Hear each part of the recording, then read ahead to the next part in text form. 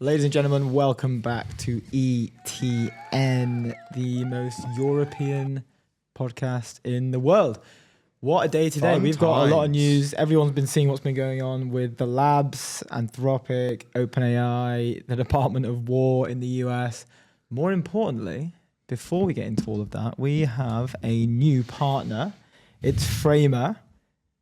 Build better sites faster, the all-in-one platform where enterprise teams design, build, and ship production-ready websites. No dev handoff, no bottlenecks, no creative compromises. We migrated ETN to Framer ourselves seamlessly. You can too at framer.com/ETN. Look at that. Look at that beautiful Look at mug. these. Can we? Very nice. Can the stream get a good view over here? Oh, on this close-up. We're going to do a zoom in. My new Framer mug. How good is that? Nice. Shout out to the team. Shout out to the team. We're absolutely buzzing to have the founder on later. It's going to be good. Cohen, we're going to jump into a little bit of history about what Framer is, what do they do, and then talk a little bit more about taste and design in the modern era. Everyone knows it's been going a little bit viral recently. We've been seeing a lot of takes on what is good taste, what is bad taste. A lot of those and taste is the only moat nowadays, apparently. Taste is the only moat. Yeah, a lot of the takes have been coming from people who would traditionally not have any code taste. is a commodity that is ripe and you can get it anywhere. It grows on trees now. So taste and direction is the only thing in design. There you go. You heard it. Hence why Framer of they've doubled down on their mug. These are honestly, you can't. This isn't a 4D show, so you can't actually feel our environment like we can. Oh, that's good. But this is such a well-crafted, well-designed mug. I would buy this for my home. It's ceramic. Maybe you can hear if I... So now you get Nice. a little bit of an Now understanding for now just you get how the vibe. good. Now we are a 4D show. Yeah, that was quite like... have you ever done like a 4D experience? No. Have you not? No. I remember I don't even know ago, what that is. What is that? It's like it's obviously have like 3D when you're in a cinema and you're wearing this all. I think it doesn't happen anymore actually now I think about it. But when 3D was getting pretty hyped and you go into a cinema and you'd wear... what, 3D isn't a thing anymore? I don't really go to the cinema very often. But Oh yeah, you don't like enjoy yourself or have any fun, do you? But when people did I used just to monitor do the that. situation on X. When people did used to basically do what I that. do. But like you've been to a 3D film, right? Yeah. I've So, done 3D. you've like worn the glasses, the red and the blue. Yeah. So yeah. and I'm only That's a realizing pretty now legacy thing to do. it's gone out of fashion now. I don't know why. I used to, Because it's legacy, right? but it was fun. But there's no reason for it to go. Also, it kind of hurt your eyes. It's kind of like No, it didn't. I'd rather just enjoy a movie 2D. Yeah, fair. But well, anyway, 4D. I think that's what it got to. It's like People just couldn't be bothered. This is great, but it's a legacy thing. It's a Yeah, but I don't understand why it went out of it's an fashion. early 2000s. Whoa, 3D crazy, and then Yeah, but 4D was a nothing thing. They wipes probably it still out. do it, but Nothing replaced it. It wasn't like we moved past. taste in movies. Just good taste, just good tasteful movies. I in guess, yeah, you 3D. don't really go the to- story. You're going to the cinema for the story, for watching it on the big screen. You don't need 3D. I don't know. I think bring back 3D. However, 4D. I don't know how we got here, but I might as well finish it. I think I went to Disney World when I was like 8. Oh God, And how have we got to this point? we were watching a film in their like 4D arena thing. Yeah. And it's like on the film there were like rats running through the bit of the film or whatever on the screen. Oh yeah. And there were like vibrations from underneath the floor to make it feel like the rats were like running over your feet.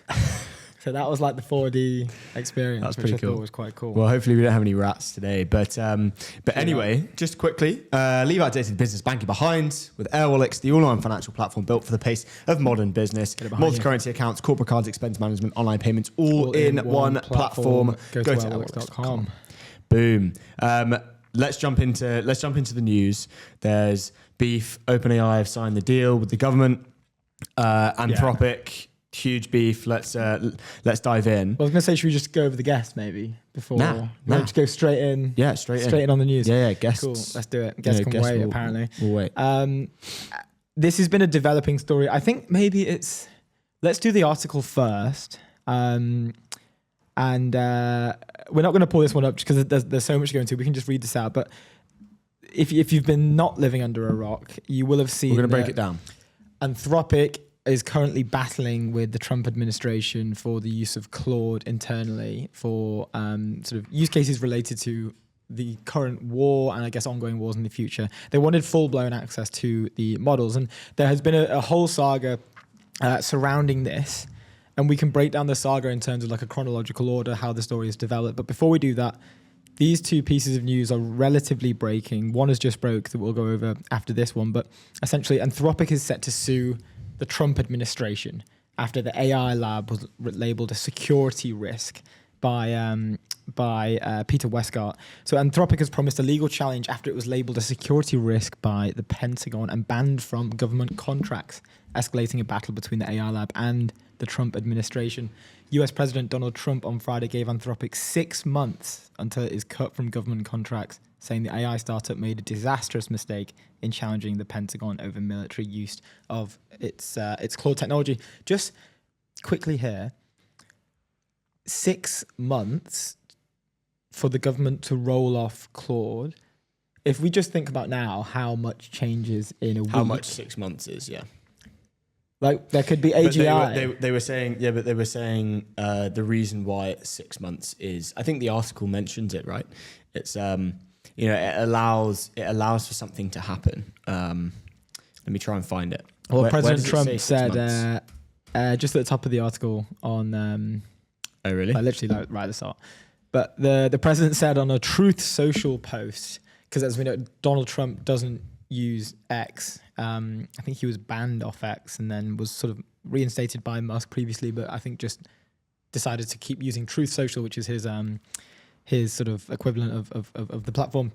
He said on a Truth Social post, the president said on a Truth Social post that he would not allow a radical left woke company to dictate how our great military fights and wins wars. The Pentagon then designated Anthropic a supply chain risk as unprecedented action against an American company. This is probably the biggest story in our space in the world right now.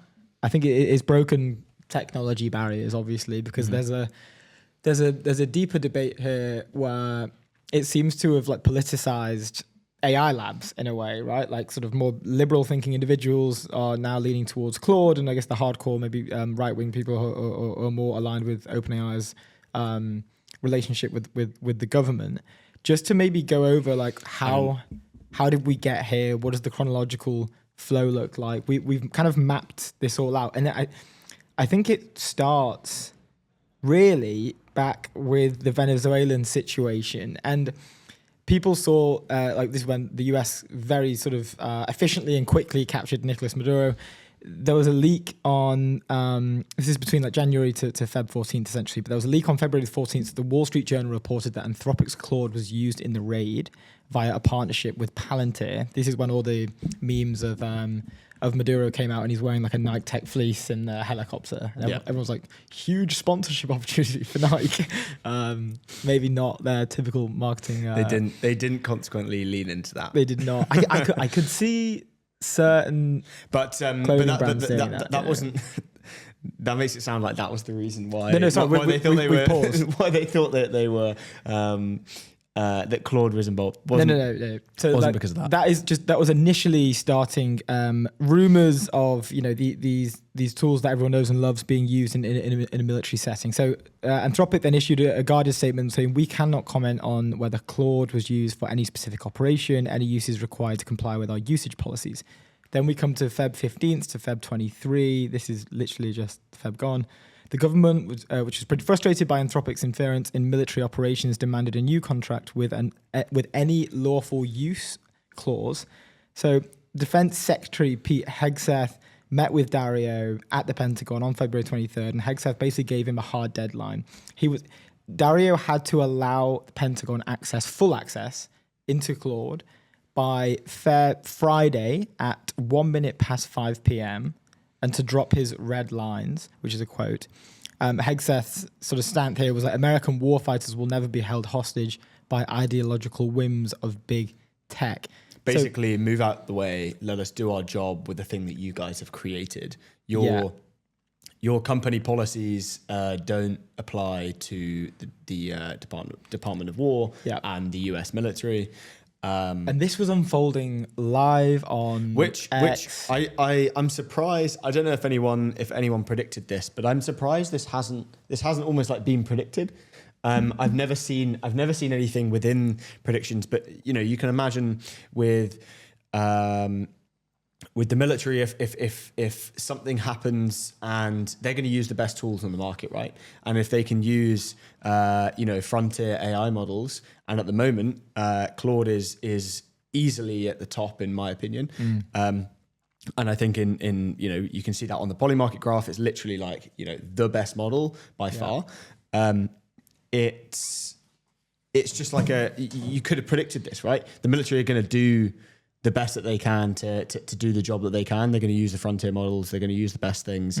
But Anthropic being heavily kind of like research led and well, they were founded on principles heavily of like moral. safety. Yeah, exactly. Safety and not like kind of regulation, but safety was the key thing. And this obviously goes against policies. Yes, I feel like someone should have predicted this. Yeah, and like I'm surprised we haven't seen that. Yeah, before. yeah. The like it's kind of just come out of the blue. Yeah, it's very. I mean, maybe I think you're just a right. given. Like, this was bound to happen at some point. Yeah, exactly. But maybe it was a given that these AI models, you can kind of use them any way, shape, or form that you want to in a. I guess it's a tough one, but I'm so surprised no one's been like, this will happen. Like it was not in predictions at all. People weren't seeing it. I assume you would just think that the model makers will just I guess roll over for an organization like the military of war. There you are. Like they're privately held companies. Like should they have to bend the knee and allow a government through into their and see all their internal docs and use it by any means necessary? Yes, maybe if it's like, hey, look, we need to access your accounting software company because we want to improve our accounting. Obviously, that's fine. But in this specific regard, when it's ending in the potential for a loss of human life, then Dario could sit there and feel like he was maybe somewhat responsible for that, even though he set out and not. That's why I'm surprised no one kind of predicted this. Not that someone should, but Well, I think Demis, and then the AI industry, the whole AI industry, all of the kind of model makers, everyone at the frontier seemed to kind of be all like standing up in solidarity for. Yeah, but before this, like, so all of these quotes, all of these sort of these conversations were being broadcast, tweeted out live on X. We were watching Hegseth, and I think there was a bit of people were saying it may have seemed like a bit of not a meltdown of sorts, but kind of like a quite a visceral, quick reaction where he started. Sort of getting sort of emotional, you could maybe say, against Dario, was using like insults against Dario basically publicly, which didn't really come off that great for him particularly. Then we moved to this. This was like, you couldn't write this this is honestly like a drama. Like this could easily be a film. Easily be a film. You're actually just reading script to the new Nolan movie. Nolan should definitely pick this up actually. Or maybe I don't know, would they be Wes Anderson would be a nice version, like a nice arty, a little arty angle. I think Nolan would be more OpenAI. Wes Anderson might be on a bit of an Anthropic hype. Yeah, I like that. I think that could work. Kind of like Grand Budapest Hotel in a way, but it's Anthropic. Like it's at the Anthropic offices instead of the Grand Budapest Hotel. I don't know. We're just spitballing. You know that scene where in the Grand Budapest Hotel. I think it's in that movie. Have you seen it? Where I'm very surprised. I know, right? Because Chris Pratt isn't in it. I'm pretty awful. What? Fine. You know that scene where like the bread comes and he like cuts it. Is that in that movie? Yeah. And then the cheese comes and he like cuts it. Whatever. Yeah. When he's in the prison, you can see like I don't know, like they change all of those for like I don't know, co-work AI, or something. like tinkering. Yeah. No, it's new good. prompts. We love his style. Huge fan of Wes Anderson. Anyway, the solidarity moment as we were on. Yeah, so this is on Feb 25. There was essentially like an open letter. So over 700 employees from OpenAI and Google signed the "We Will Not Be Divided" letter. We were also seeing at the same time, people graffitiing, you could say, using chalk outside the OpenAI offices in San Francisco, basically sending letters of plea. They were pleading, please don't do this. Like a lot of sort of graffiti all over, which is basically showing like the public's opinion, also workers of OpenAI as well. So they do this "We Will Not Be Divided" letter. People openly criticizing the stance that the US government is taking in relation to Anthropic and how they're dealing with the situation. Yeah. And then basically we see Sam Altman goes on to CNBC, and I saw this clip live. Essentially, there were some great memes to come out of this, by the way. Like the words that people are saying are siding with Anthropic. I don't think there's nuance within that, but Sam was basically saying like to be honest, no, it was siding in a way, because he says like we support Anthropic's right to say hold on here. There were two sides, and he was saying we support one side. Yeah, that's a fair, black and white, I guess, with that. And at that point, everything was good. Well, I was kind of thinking that was quite a cool moment. When Darren Altman don't hold hands in India. That was nuts. Someone obviously made them hold hands with AI and retweeted that with that picture. Yeah, wow, that could have been such a powerful image. I just thought that was so clever. It was so powerful. Yeah. They're both going to have that printed in their offices tomorrow. Yeah. It's going to be great. That could have been a real powerful moment for the AI industry. But maybe not. But Sam had other plans. So then we see. Do you think this was calculated? Or do you think it was like, oh no, whoops, I've kind of made the wrong decision, I'm going to go? I think we've just, so basically to get onto this, there's some breaking news this morning around Sam. I mean, 6 hours ago, around his thought process now. Breaking. But we can get back to that quickly. So then we have, so with the open letter we do, and then CNBC, he goes on and he does specifically mention that he called the government's threats counterproductive in terms of how they were dealing with the situation. And it was quite obvious that the way, there was a bit of an emotional meltdown live in public via their tweets. I think it seemed like they were reacting very quickly and letting emotion do the talking. And then Trump comes out with a sort of a scathing post on Truth Social. The United States of America will never allow a radical left woke company to dictate how our great military fights and wins wars. The left-wing nut jobs at Anthropic have made a disastrous mistake.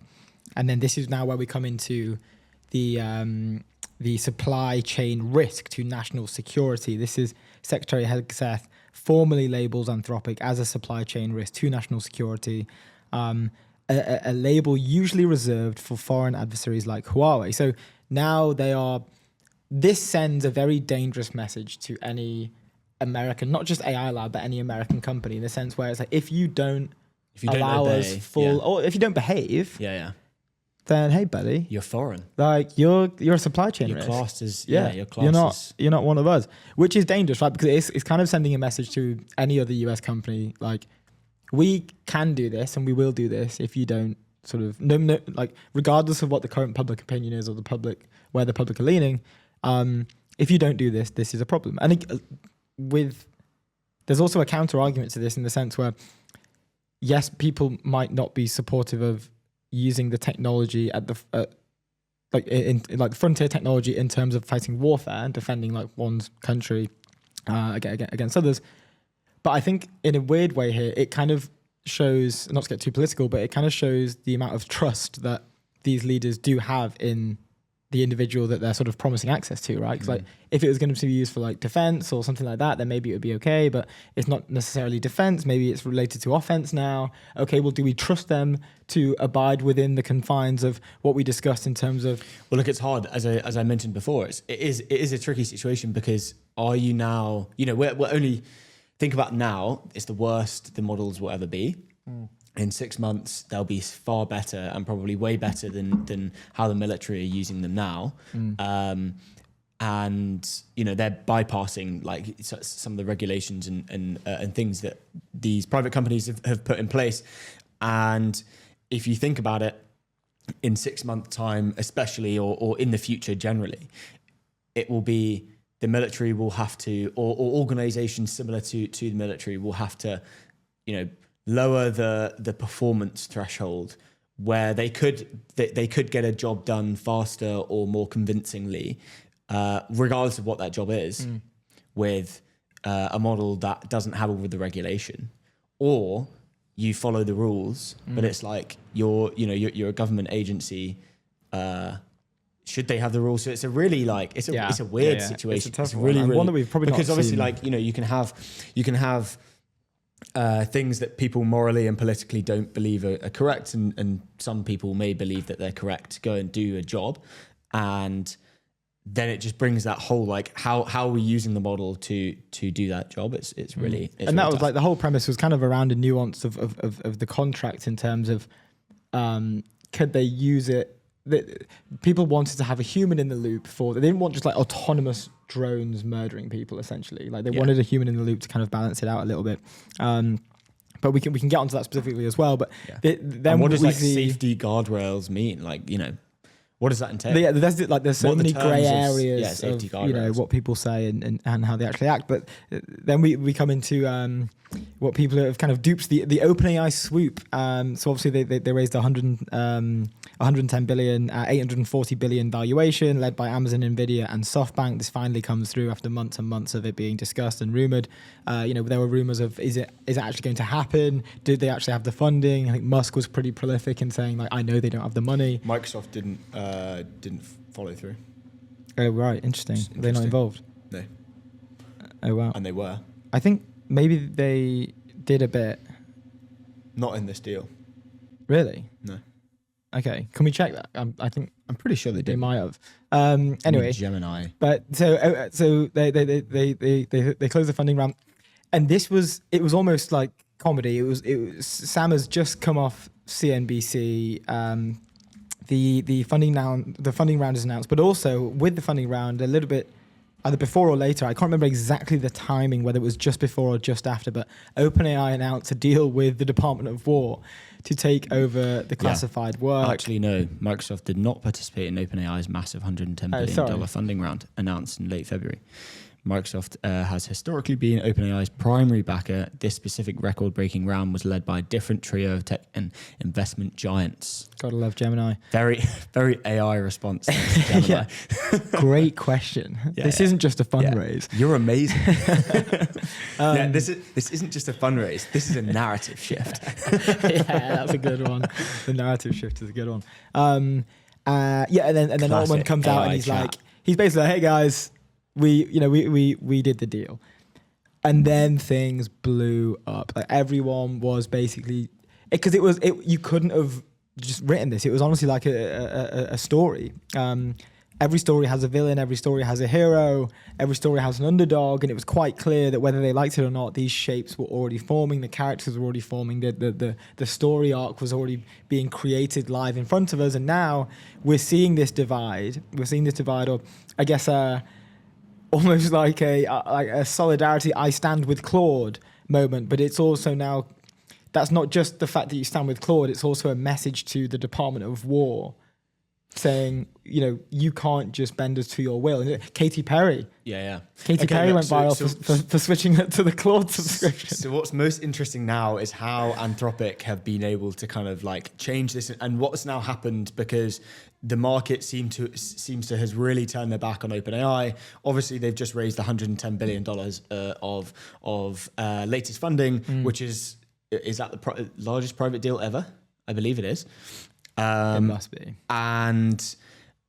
But the numbers on Anthropic are absolutely wild. So can we share this? We need to share this as well. So Polymarket has said but basically Polymarket is saying that Anthropic will have the best model by the end of March and still will, despite kind of OpenAI's $110 billion funding round. I believe it's on $63 of volume. We're tracking 63% by the end of March. The Anthropic will be the best. So you can see here when was that? That was Feb 6th, Feb 7th, Feb 8th.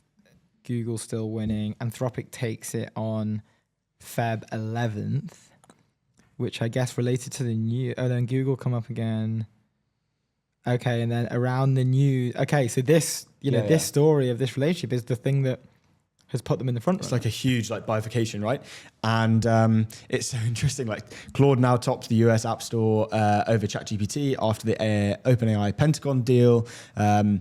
On X, this was 2 hours ago. So Anthropic's Claude overtook ChatGPT amid backlash to OpenAI's $200 million Pentagon deal, which followed Anthropic's refusal to ease AI safety rules for military uses like surveillance. Claude's downloads jumped over 80%, while ChatGPT saw a 295% spike in US uninstalls, boosted by Anthropic's free memory feature that recalls user preferences and easily imports from rivals. The rush strained Claude servers, causing outages from unprecedented demand. I don't think that's also the only reason, but as users weighed ethics and reliability in the AI rivalry. So this is just like completely turned the tables on one, best model, two, narrative shift on who is the better model, like regardless of performance, just like what are people using. Obviously you mentioned right at the beginning that this is like now out of the tech sphere, and the fact that OpenAI and Anthropic and the US government are in the headlines, with Anthropic coming out on top and OpenAI being the bad guy, normies are going to switch easily. Yeah. And where were they lacking previously? Consumer market. Boom. And then Anthropic have genuinely done something like so clever. It's so clever because they've then shipped someone had a good tweet about this, but they then shipped, as of yesterday, memory now available on the free plan, which was like they're just increasing stickiness. Yeah. So they've got this narrative shift with the normies. Normies aren't going to pay for it straight away, but they've got memory. Bang. And it's like, oh wow, like this is way better than Model is better, maybe performance wise. And I have memory. I can get so much more on Claude than I can OpenAI. And OpenAI is in the bin narratively, in the narrative. Claude came out yesterday, 5.6 million views, saying memory is now available on the free plan. We've also made it easier to import saved memories into Claude. Basically mean you can export from ChatGPT indirectly to Claude. They're doing a great job. So genius. It's so this. genius. And then there was a great tweet. If you go onto the tweet of Be Anthropic, we can read this out because this is just a great, summary. But anyway, Be Anthropic lost the $200 million Pentagon contract to OpenAI, then climbed to number one on the App Store anyway. Then ChatGPT uninstall surged by 295%, and then shipped memory to pull ChatGPT users over. That is at CGTWTSCG. Coming in with the lovely summary there and great meme usage. Yeah, this is honestly, they've done an insane job at one, capitalizing on the moment, like the speed at which they're iterating from a marketing perspective and kind of making sure the comms perspective, shipping, narrative, everything is like on point. And it's crazy, right? Because like this is in particular, this is like where were they lacking previously, or where were they not losing or anything, but they've made a conscious decision to focus on the enterprise market specifically. Well, OpenAI just had such a head start, and with ChatGPT just being ingrained in the normies thing. Yeah. And now Claude is starting to seep in and change the eat their lunch. And I saw something the other day, it's like the market share of OpenAI is still sort of falling slightly as they battle with with Google and Anthropic. But it's just not a great, it's not a great look. Everyone can kind of see that already. It's very obvious. There's new sort of developments that literally happened today that we'd love to share with regards to Sam and how he's thinking about what's happened basically. But Sam put out a tweet. Let's just find this quickly because I literally saw this on the way here today, and it's essentially a bit of a backtrack. So this is like an internal post that he's put out here. It's on 2 million views. Let's just share the screen as well so we can bring this up so our viewers can see. When was this posted? 10 hours ago. So this is sort of breaking in the morning for us in a way. Here's a repost of an internal post. We've been working with the Department of War to make some additions in our agreement to make our principles very clear. Number one, we are going to amend our deal to add this language in addition to everything else, consistent with applicable laws, including the Fourth Amendment. I can just see backtracking here. Yeah, you can feel it, right? To the United States Constitution, National Security Act of 1947, Pfizer Act of 1978. The AI system shall not be intentionally used for domestic surveillance of US persons and nationals. And then a few more points. The second point here, the department also confirmed that our services will not be used by Department of War intelligence agencies, for example, the NSA. Any services to those agents would require a follow-on modification to our contract. Number three, for extreme clarity, we want to work through democratic processes. It should be the government making the key decisions about society. We want to have a voice and a seat at the table where we can share our expertise and to fight for principles of liberty. But we are clear on how the system works because a lot of people have asked if I received what I believed was an unconstitutional order. Of course, I would rather go to jail than follow it. But there are many things the technology just isn't ready for and many areas we don't understand the trade-off required for safety. We will work through these slowly with the Department of War, with technical safeguards and other methods. And then finally, the one thing I did wrong, we shouldn't have rushed to get this out on Friday. So he's openly admitting that this was too quick.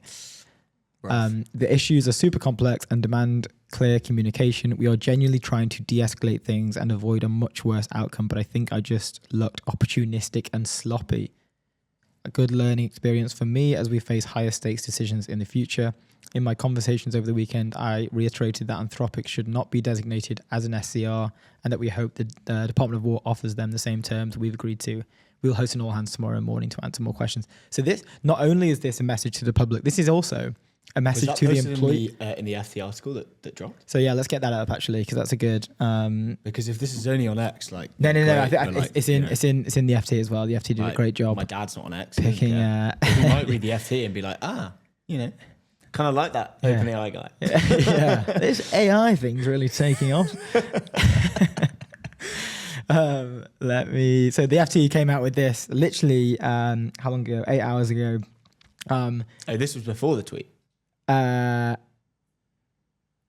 sorry. The tweet was 10 hours ago. 10 hours, yeah. I was like, what the hell? I thought you said 6 for some reason. Breaking my brain. My bad. But before we go into this quickly, Sam's message is yes, a message for the public, like he's sharing it in public, but he intros that saying like I'm resharing an internal post. He mentioned at the end, we're going to have an all hands to sort this out. Like this is, you can imagine that OpenAI employees are probably pretty like, hey dude, this isn't cool. Like you're coming off pretty bad here. Going to work on the Tuesday morning, like, do I want to be walking into? That's office? Definitely definitely something that a lot of people would consider, and a lot of these people make enough money that they wouldn't be out of pocket if they did leave. They just go to Anthropic. Before you get onto that, 700 employees at Google and OpenAI signing open letter backing Anthropic's position.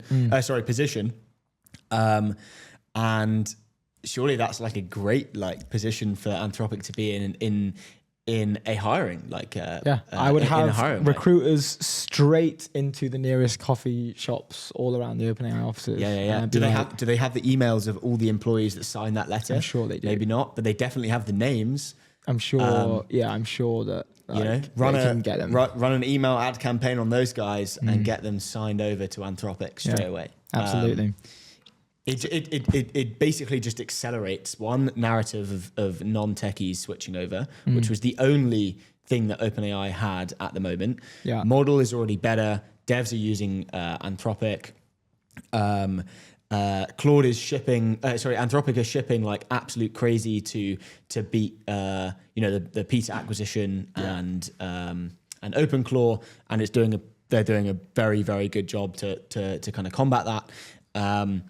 Because that was seen as a drop of the ball. And also they look like they're in a great position, like the way that the top AI researchers are going, the flow is towards Anthropic and away from others, maybe Google as well, but Anthropic especially, but away from OpenAI is the only thing. Yeah. Or the main thing. Just looking at this article, it kind of just summarizes everything up really about what we've just discussed. Okay.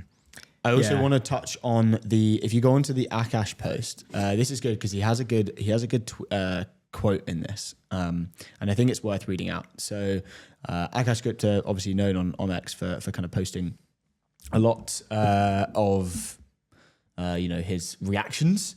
Anyway, so he said Claude went from 131 on the App Store in late Jan to number 1 this weekend.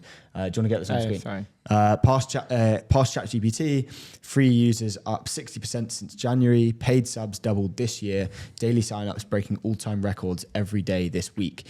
And Anthropic's response to all other tension: ship memory on the free plan, make the free tier stickier at the exact moment millions of new users are flooding in. The math tells you everything about how they view this moment. This is actually super interesting. Pentagon contract was worth 200 million. Anthropic does 14 billion in revenue. What that is 1.4% of revenue. They traded 1.4% of revenue. This is the quote. They traded 1.4% of revenue for number 1 app in America and brand loyalty moment that no ad budget on earth could manufacture. As we were talking about, the narrative shift that they've got in the normie camp. The consumer market opened wide for them at the precise moment the DOW's supply chain risk designation was supposed to shut them down. Katy Perry posting her Claude Pro subscription, Reddit organizing ChatGPT cancellations, 700 employees at Google and OpenAI signing an open letter backing Anthropic's position. Every product leader should study this sequence. The designation was supposed to be a punishment.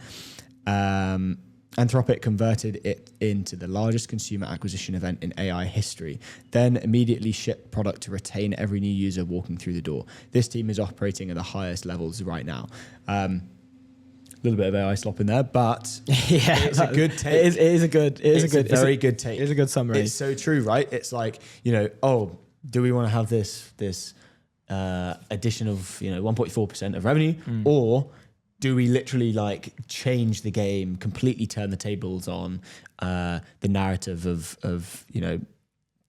OpenAI versus Anthropic? Yeah, perhaps two contesting arguments is that obviously that $200 million contract, it's obviously a good amount of money, but comparably it's not it's obviously a lot of money, but to an AI lab, it's not the maddest thing in the world, these numbers, right? They're raising 110 billion. It's the tailwinds of that. But I think within that's interesting because, Anthropic, we're kind of we're good. Obviously we have these sort of ethical code stuff and it doesn't sound like we can get to a position that we're comfortable with you guys. But OpenAI, I'm trying to work out whether Sam's thinking is more, and I think it is, that he genuinely does care. I don't think he's running in we need to scoop up that contract real quick. I think he genuinely does care and does genuinely want to help. They're in competition, right? And at the time before he signed, he thought it was a good idea to sign. Turns out it wasn't a good idea because of the tailwinds, the backlash that it's got. And now he's obviously backtracking, which naturally you would, right? It's just a bad decision. But these decisions, it's such a bad decision because changing, basically getting OpenAI behind Claude as the number 1 in normal people's minds was the main thing, and that's so hard to switch back. Yeah, that's hard. People don't forget, right? Yeah. And maybe we do because we're in this, right? Yeah. And a lot of the people in tech are, but these people see the headline, they understand that Anthropic has kind of stood up against something that they might have seen as wrong. They've been blacklisted for that, but are still standing by it. It's that's the biggest thing. There was a good article released by The Guardian today that said Anthropic's AI model Claude gets popularity boost after US military fraud. The AI model Claude has surged in popularity after being blacklisted by the Pentagon last week over ethics concerns. Claude climbed to number 1 spot on Apple's chart of top free apps on Saturday in the US, dethroning OpenAI's ChatGPT just one day after the Pentagon tapped OpenAI to supply AI to classified military networks. It's just so clever, man. It's so clever. But I'm kind of annoyed that the article, the picture that they use, they don't have Claude. Yeah, a stock image of you can. It's not been downloaded yet. No. The Guardian should download Claude if they're not. It's pretty funny. Yeah, I'm intrigued to see what happens next. There were rumors as well of Grok, possibly. I mean, it came out that Grok was we're going to work with the DOW, and it's kind of everyone's like, okay, cool, man. Like, what are the you can see from that doing? poly market graph, they're just like nowhere near. Yeah, they're just not even in the conversation. I mean, that's like a branding thing that they've done. But speaking about poly market, the world's largest prediction market, stay informed and profit from your knowledge. Go to polymarket.com. Go to polymarket.com. Next guest coming on the show, first guest coming on the show is 00 Dom Hallis. Yeah, that was the quickest 40 minutes of my life. That went so quickly. Yeah, that did go quite quick. Time flies. 00 Dom Hallis, the executive at the Startup Coalition. Dom is a returning guest. He's becoming basically someone that we can call in our time of need when we need an expert opinion of the interrelations between government and tech and policy. He is the guiding light of ETN. He is the bridge for us, and we're internally grateful. There was a lot of comments online about the photo that was used for Dom in his guest announcement that went out today. I think Dom himself commented, "Christ, that's a throwback," and it was a photo from Dom's earlier years in his career. A few other people were asking, how did you get this photo? Where did you get this from? And I had to let them know, like, look, we have a small SWAT team that works 24/7 specifically for Dom Hallis at ETN. Claude. We cost us a lot of money. It's incredibly loss making, but it's worth it to get great guest photos like that one for Dom Hallis. It kind of looks like a little bit like James Bond. Yeah. He was in his James Bond era. Can I get this? I really want the Mads tweet up on the stream so bad. You want to? It's just so good. Let's play. You want to? Okay. Life after switching to ChatGPT from ChatGPT to Claude. Does it have sound? Yeah. Let's just enjoy this before Dom joins us. It's very European. You know, Mads is the European OG. I've not seen this film. I need to watch it. It like won loads of awards. It's when he swapped from ChatGPT to Claude. Is this like live? This is a live reaction, is it? Yeah. Let's pause that. What love the tune. That is a great tune. Yeah, welcoming in Dom Hallis in 3 minutes. Before we do that, shall we just have a quick look at some other tweets that we've got to go through? Indeed. Before we do that, Framer built better sites faster. The all-in-one platform where enterprise teams design, build, and ship production-ready websites. No dev handoff, no bottlenecks, no creative compromises.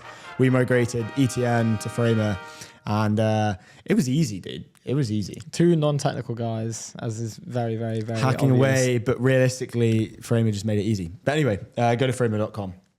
/ETN. /ETN. Looking at the next, I mean, we've got some more news that I want to go into, but I want to maybe let's hold off on that just before. Yeah, let's just go through some cool tweets. Specifically the intercom story that Owen put out recently. It looks really great. Let's do this. This is cool. Okay. Have you seen? I know we're literally about to have Dom on, but I want to like jump into this. Have you seen the this NYC relocation business? So clever. Okay, so this guy at Do Lab. His actual name apparently is just Do. The Do Lab. Finally figured out how to monetize my love for NYC. I feel like David Gelberg should do this for London. He loves London. He would be unbelievable. I'm going to pitch this to him. Gelberg would do very well at this. I'm going to read this out. So if you go onto the if you go onto the doc, NYC relocation done properly. I help high growth companies relocate top talent to NYC without stress or friction. Hiring great people from out of state is hard. Losing weeks of productivity because they're overwhelmed by because I think NYC is expensive. I handle the entire relocation experience so your hires show up focused, settled, and excited to be here. What he does, for each hire, he handles neighborhood matching, apartment sourcing, lease strategy, move-in logistics, and lifestyle onboarding. Your hire texts me like a friend, I move fast, and they feel taken care of from day one. This is so clever. Just like a concierge almost. You're just a concierge for high growth startups. They're like, okay, we'll pay this guy 10K to just like get all of my employees, all the 3 hires I've just made to get into a good home, whatever. They don't have to focus on anything. They don't have to do it. It's a concierge service. I'll just, where are all the coolest spots? Genuinely such a clever. That needs to have more views. It's only got 75,000 views. Where's the best bowling alley? Yeah. If you're into if you're into bowling, not a bowler. He then quoted the post and said, "The reception on this has been incredible so far. Founders interested in learning more, shoot me a DM. If we have any good mutuals in common, definitely bring that up in our convo for your benefit. Luck enjoys interested in exploring potential partnership opportunities. Shoot me a DM as well. Recruiters, VCs, know a guy / girl guys / girls, etc. So Hit cool. me up with cool ideas, and we can find cool ways to introduce cool people to each other." It's so clever. Awesome. It's so clever. Shout out to him. David Gelberg, you need to jump on that. Yeah, for sure. Gelberg, get on it. Our next guest, as we previously introed, Dom Hallis is coming into the studio as we speak. Back in the game. Let me make this more official by sounding the official Dom Hallis trumpets. Is that what welcoming in. Have I got music now? Is it that? Dom, is that on? Yeah. You're on the show all the time. These are the Dom Hallis trumpets. We were just talking about the 00 Dom Hallis guest announcement. What did you think of that? Honestly, like absolutely outrageous. I thought this is how you guys get me back on, is you have like commonality from when I was like 20 years old. Like we were joking. I got two funny texts about it. One, well, I got like about 25 funny texts about it, but like the two that made me laugh. One person was like, "You look like an 80s banker," and I do have that vibe of like I've closed down the village bookshop and I'm going to turn it into a Ladbrokes. Do you know what I mean? The other was James Wise, our dear friend, and I know you guys know him as well, who, Bollerton, who texted me being like, "You look like the head boy of a school." I was like, yeah, no, it's not great. But anyway, thanks for taking me That down. is good. Depressing memory lane in the world. I appreciate it, lads. That is very good. The head boy of a this guy, school by the is way. very, very, very accurate. That It was is dangerously accurate for sure. yeah, that's a good one. We were thinking a little bit Don Draper like from Mad Men as well. Like, you boys know how to flatter me. I'll take it. Like, All to get you on, Dom. yeah. Look, but we've been discussing this morning. The situation with Claude, the situation with OpenAI, the situation with the government, and the interrelations, the relationship between technology startups and what have now become very, very powerful technology startups, these AI labs. What is happening here? Like, what is the message that this is sending? And is there like a moral right that one should have, and a right that maybe they have to serve their country? But then now we're talking about ethics and like maybe loss of human life is involved with these decisions. What is your take on the whole situation? Yeah. Well, first of all, I thought you were going to be getting me on to talk about the biggest news of the day, which is Rachel Reeves' spring statement. But it's fine. We'll get to that, I'm sure. Look, like I think it's really interesting, right? Because it almost harks back to a slightly different era of like technology conversation, right? Like I think that this sort of discussion of the sort of ethical frameworks and structures, the way in which companies operate, does hark back right to what was the Google original "Don't be evil" stuff, right? And I think that in truth, like as companies have grown globally and you see this sort of global reach, that means very different things in different places, and people have realized that it's more complicated. I had a really funny conversation with a very senior former intelligence official in the UK who described that era of technology back in the day as like, well, we didn't know whether people, how did he put it? He said that it was, to us, that looked like moral equivalence. And actually, I think it's really important that actually that's what you're seeing increasingly is this trade-offs between what people believe is the sort of moral values of founders as how they want to deliver their business, and then the practical experiences of interacting with the global geopolitics of technology. I think that ultimately, like what we're bumping up against is who has the right to decide, right? As it is like, does Dario and the management and the board have the right to decide like how their technology is used in a sort of essentially like within the framework of their company, but ultimately not within a democratic framework, right? As in they are owners of a business, or does a democratically elected government in this case, or in some cases, depending on where you are in the world, a less democratically structured government, have say over how it's delivered. And that's an inherent tension. I think what's interesting is from a kind of European or certainly UK perspective is that in some ways, these American debates are new to the United States. But ultimately, like this question of who has control of these technologies and what this means has been very different to Europeans and very different to people outside of the US for a very long time. Because it's turned out that actually they're not British companies or they're not European companies. And so at some level, like we're more kind of not necessarily comfortable with the debate, but more aware of those trade-offs of, these are largely American companies who are thinking about it from an American perspective when it comes to a lot of these questions of how technology is utilized, compared to obviously now them bumping up in a fairly political way. Whatever you think of the Trump administration or you think of Anthropic, like this inherent tension between the political views of the two sort of parties involved. And yeah, it's a tricky balance for sure. Yeah, it's a really weird situation in which it's kind of becoming they've politicized the AI labs. I saw someone tweet out in a way, and it's not only that, right? I think what's interesting is like I said, and I mean it's certainly how the administration thinks in the US is like, you on our side, right? And I think that for lots of reasons, like Anthropic and however they've thought about it, have found themselves on the wrong side of that from the administration point of view.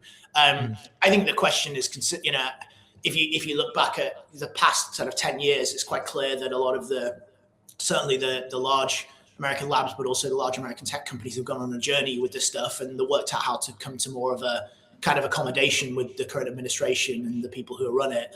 And that's clearly, that's been a period of time for sure. Like if you look over the last decade, and for whatever reason, like Anthropic aren't quite in that place, and that's making it harder for them to operate in the current sort of political structures, right?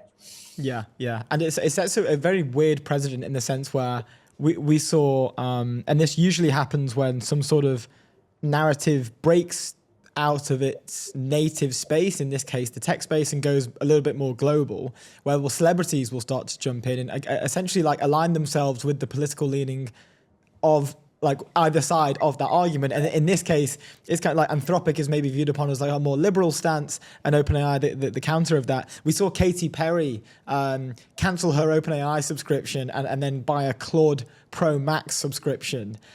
And she wasn't just buying a Claude Pro Max subscription. She was essentially tweeting out like, "I don't stand with the government's decision here." And is that dangerous? Like, is that is this? What I feel like there are probably negative knock-on effects from this happening. And like so, I think in truth, like that's just how certainly you look at American culture is now, right? Like, as in people choose their brand of beer based on what what their political views are.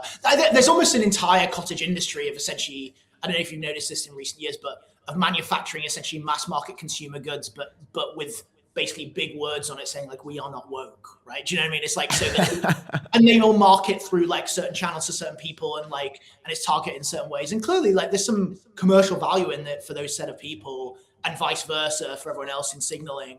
And I think that, we can kind of go down an avenue of like the extent to which it's healthy for a society to view themselves so deeply through the prism of politics and whether or not that's, appropriate or not for in the long run and what the impact of that will be. But for better or worse, that is currently where we are, right? Do you know what I mean? That is currently where we are, where not only will Katy Perry go out and tweet that, but actually that, she'll do so and then it'll get loads of engagement and people will be like, oh yeah.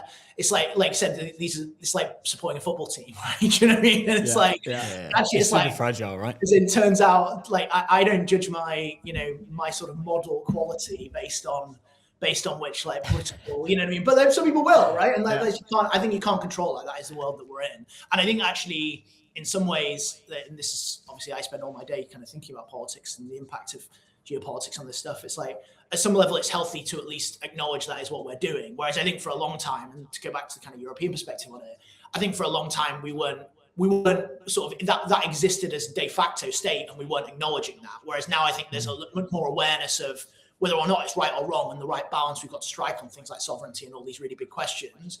An awareness that the current state and the way in which we operate is not neutral is really important. You have to kind of start from that place of being aware of where you are. Yeah. Conscious that we're on ETN, we should talk about the spring statement. I think it's I'm delighted to. This is firstly, I guess takes like it's like she's kind of trying to stay true to kind of stability. We can kind of talk about growth and how that we haven't met up to what we wanted for kind of growth. But yeah, I guess first off, what are your takes? Yeah, so I mean, look, we're realistically. I got a really funny text from someone from Treasury yesterday. So I was, obviously we check in fairly consistently, and I texted to check we don't expect anything crazy, or frankly anything that's going to be really important. And they were like, no, you're good. So I actually, what it is a fairly and intentionally like relatively dry fiscal update. Yeah, fairly boring, right? Yeah. And that's what they want, right? Ultimately, and I think to some extent, again, almost back to the conversation we were having before, the risk with these things is that every political event becomes like cinema, right? And it's just like, oh, we just need a new chapter to the story. Do you know what I mean? It's like, and one of the problems I think in politics is that everything gets covered like it's a horse race or like it's, the Daily Mail sidebar or whatever, and it's all about who's up and who's down. And actually, like, what's happening is like the government has a plan, whatever you think of that, right or wrong, like they're going to be delivering it over a period of time. It turns out that every so often, like, fiscal forecasts are published and then you have to read them out. And so I think that's the basic plan, and the extent to which that, that is materially changed today, just from yesterday, like not really. And that's probably fine if you're going to have a long-term vision for an economy. I think the challenge is like whether the long-term vision for the economy is the right one or not. Obviously, we have our views on that and what we think more could be done on, and what less could be done on. But yeah, I think that's what we can expect today is a fairly dry but relatively important for a set of people updates. Yeah, I agree. And let's touch on growth. So GDP forecasts, they were down around 0.9% down from the earlier estimates of 1.2%. What are your thoughts? What do you feel like the government needs to do more of and less of, as you mentioned? Yeah, so I mean, again, I always think these updates are always really tricky because I don't think they're ever right. It's the first thing. Like, 5-year forecasting economics is so difficult. As everyone knows. And so, it always moves up and down a little bit. And I think, who knows, right? I think what I would say is, like, do we feel like we're on the right track? And I would separate out two different things. I think the big picture for the UK, I think it's fair to say if you talk to anyone, it doesn't feel like it's like going great. Like at the same time, like, you guys are on the phone every week with founders, and like people feel like in the ecosystem, we're pretty bullish. So I think there's a lot of opportunity there. The big thing that we're focused on at the moment at the Startup Coalition is the consultation closed on Saturday, but this big consultation the Treasury is doing around the tax environment for entrepreneurship in the UK. So one of the big challenges is how do we ensure that we're able to keep the best, most talented founders here and build an environment for them to build in, and they don't flee to, Dubai or whatever for 0% cap gains, although that seems a little bit less likely this week. But they sort of, we're incentivizing people to stay and build here and create jobs here and create companies here. And so we've got a whole bunch of stuff on that we're publishing this week off the back of that consultation. But that's really where, in our mind, the energy is there are probably between 5,000 and 10,000 people in the UK that will have a kind of GDP level impact on the economy, real outsized impact because they're building these amazing businesses. And how do we ensure that we keep those people and find the next 5,000 and ensure they have the capital and talent to succeed? So, as long as that's where we're focusing our efforts, some of those big macro questions like, are we going far enough on deregulation? Are we going far enough on planning reform? Are we pushing, too much of the tax burden onto businesses? All that stuff matters for sure, and we care about it. But to some extent, like when you're working on technology policy or you're working in our little part of the world, like that's kind of above your head a little bit. And you can't control the weather. All you can do is try and deliver on the things that you care about. Yeah, it's interesting. There was a, I think it was from A6Z. Yes, Alex Immerman article. He said it was like titled "AI will eat application software," but something I found really interesting within that was like the consolidation of like thin wrappers, and ultimately be like just AI generally will be like a massive catalyst for growth in the software industry, just for companies like delivering genuine value. And so you kind of see this like concentration of people and money and opportunity kind of going into fewer and fewer companies, but that opportunity is just growing larger, right? And it's the kind of same thing in within the UK where, you want to keep those finite amount of people that are genuinely changing GDP in the country. That's the main thing. Would that be a focus over the kind of the rest of us type thing, or would it be how do you deal with that? Yeah, so I don't think it's either or. I think in truth, like you can have very narrowly targeted policy. So to a big picture, one of the big things that's changed in the way in which people think about growing businesses in the past, traditionally, you would have had, the real kind of titans of industry would have had massive capital investments in the way in which they build their business. You think of the Industrial Revolution, like I'm from the north of England, and you can go to Saltaire, not far where I'm from, and A, it's a beautiful place and you should definitely visit. But B, you've got these incredible kind of, they're factories, right? As in, it's like they're like physical places where these things were built. For the most part, the big change in technology is that you have a much more kind of nimble and flexible way of operating. And as founders always say to me, their businesses are people with laptops for the most part, right? And where they then do that work and what it means becomes something very different. At the same time, in the UK, we've had this situation where a lot of our most successful founders are from overseas, right? It's moved to the UK because it was the best environment to build. And so the best environment, and that really matters. Now, that doesn't mean that screw everyone else, quite the opposite. The point is that actually technology diffusion and having an effective economy that is leveraging technology most effectively will lift, the rising tide of that will lift all boats. And the kind of these people will build will generate the high value jobs of the future. And so it's about kind of creating that environment, acknowledging that set of people are much more flighty and will move around, and you have to create an environment that encourages them to stay in the UK and build in the UK. But then them doing so will generate a lot of those outputs and the things that add other value. 100%. Yeah. 100%. We're out of time. Fresh out of time. Dom, thank you so much. It's always a pleasure. We love hanging out. Yeah, I was going to say, don't screw me on the profile pic next time. I appreciate it. Excellent. Mate, you're a legend. Cheers. Ciao. Hilarious stuff. Ladies and gentlemen. Next on the show, we have Oliver, George, and Art. They have just... Oh, nice. Ooh, that was loud. That's so loud. Incredibly loud. They just won 2 AI Lab hackathons within 2 months, XAI and Mistral. We're just waiting to get them on the stream. Our producer is cooking up. Guys, can you hear and see us? You can. Okay, awesome. Amazing. That's great news. Before we jump into this, I just want to tell you about Framer. Framer, build better sites faster. It's the all-in-one platform where enterprise teams design, build, and ship production-ready websites. No dev handoff, no bottlenecks, no creative compromises. We migrated ETN to Framer ourselves seamlessly. You can too at framer.com/ETN. Boom. Ola, how's it going? We're just checking. We are ready in a couple secs. Guys, okay, we're live. How's it going? Live on ETN. What's going on, guys? What's up? So hey, good what's going to on? have you. Congrats, a huge congrats. We'll do a manual clap. It's the highest honor on the show, a manual clap. Where do we even start? Which one was first, the Mistral one or the XAI one? The two. XAI was first, so that was last month, and then Mistral was this weekend. Yeah. Okay, awesome. Mistral is the one that your post kind of went pretty trending, and it was a multiverse that you guys had constructed. Correct. Yeah. Should we tell you about the project, or do you want to hear about it? Yeah, please break it down for us. All right. Yeah. So we started out. We had 30 hours. We started out with just we wanted to build lovable for buildings.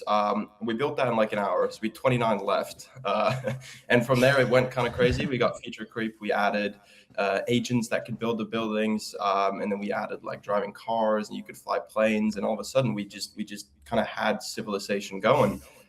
We ended up adding an economy after a while, and we just watched it go pretty crazy. You see the agents electing each other as a mayor, and these kind of dystopian things started happening. So it started out as lovable for buildings, and then it just kind of developed from there. It was a super fun project. How do you start an economy? How does that work? How did the agents start appointing mayors? It's a good question. You want to take it? Or? Yeah, the economy was. We kind of thought, okay, let's give them some money and they can trade amongst each other. And you literally just get 50 agents and let them talk to each other, and they can just kind of spend money how they want. It didn't go well. We kind of gave them money and they instantly went bankrupt. So we really had to really help them out, and we had to every time they went bankrupt, they'd vote in a new mayor, and there was a lot of kind of don't let AI run a society. I think that was one of the takeaway from the whole economy point of view. Yeah, but it was a fun thing because you see it kind of develop into this model eval, right, where different models handle the economy differently. But overall, like George said, they suck at running economies, so I don't think we're there just yet. So so you built the whole thing in an hour, and then just over the other 29 hours, you were just kind of shipping these things. And at what point were they starting to create a like their own economy and everything else in between? Like what point was that? And then you were just watching it, I presume. It started off as a Mapbox 3JS kind of plug-in add-on. So we had that done in an hour, and then it was only until we started adding agents we started realizing, okay, like this is actually going to be its own. Yeah. I mean, we started building, I'd say like 11 a.m. on the Saturday there, and I'd say about 9 p.m. on the Saturday the feature creep had gone so far. We were watching it happen, and so we let it run overnight, and we woke up to all these buildings coming up, which was pretty cool. It's really just like agents tool calling other agents, so like one agent can build a building, and so you see these like basically society happening, which was a pretty cool project to pitch. That's nuts. I think the one thing. Yeah, sorry, go on. No, please. Oh, I was just going to say, I think one thing that's pretty cool is we were saying how multiple agents can like run economies differently. One thing they all had in common, when you give them loads of money and you go build what you want, make your society, they just love making casinos. They just like. No way. Well, as in all the model, like we're, How they all of them were the making concept of a casinos. casino? I don't know. They just go, let's make more luxury casinos. You put them end game and you say, what do you want to do? And they're just like, right, well, it's pretty obvious. They couldn't gamble either. This was just what they saw as like a successful society looked like. And this was just this is a society rampant with casinos and skyscrapers, basically. Yeah, awesome. Yeah, it was that. And then weirdly, some of the models loved like medieval buildings. And so you'd have casinos and then like an old tavern. And that was just kind of the vibe. That's so cool. That's sick. This sounds awesome. I'm trying to think like what, in my mind, it's kind of like Grok would be the casino builder. And then like maybe Anthropic would be building like the old school townhouses, maybe a little bit. I'm trying to work out like, but you're saying they were all just building casinos. They love Most it. of them were. Yeah. That's so good. That's so wild. Is it running now, or did you shut it off? How does It's really kind of sad. Like, I want to see where this goes. Well, it's still running. We had to turn it down a little bit because we were burning insane amounts of money. Yeah. So we slowed it down. We come out and we're just like, oh no, we burn. We go to sleep for a few hours and we come back. We're like, oh, we burnt hundreds overnight. So we're like, okay, we'll ramp it down a little bit, but it's still live.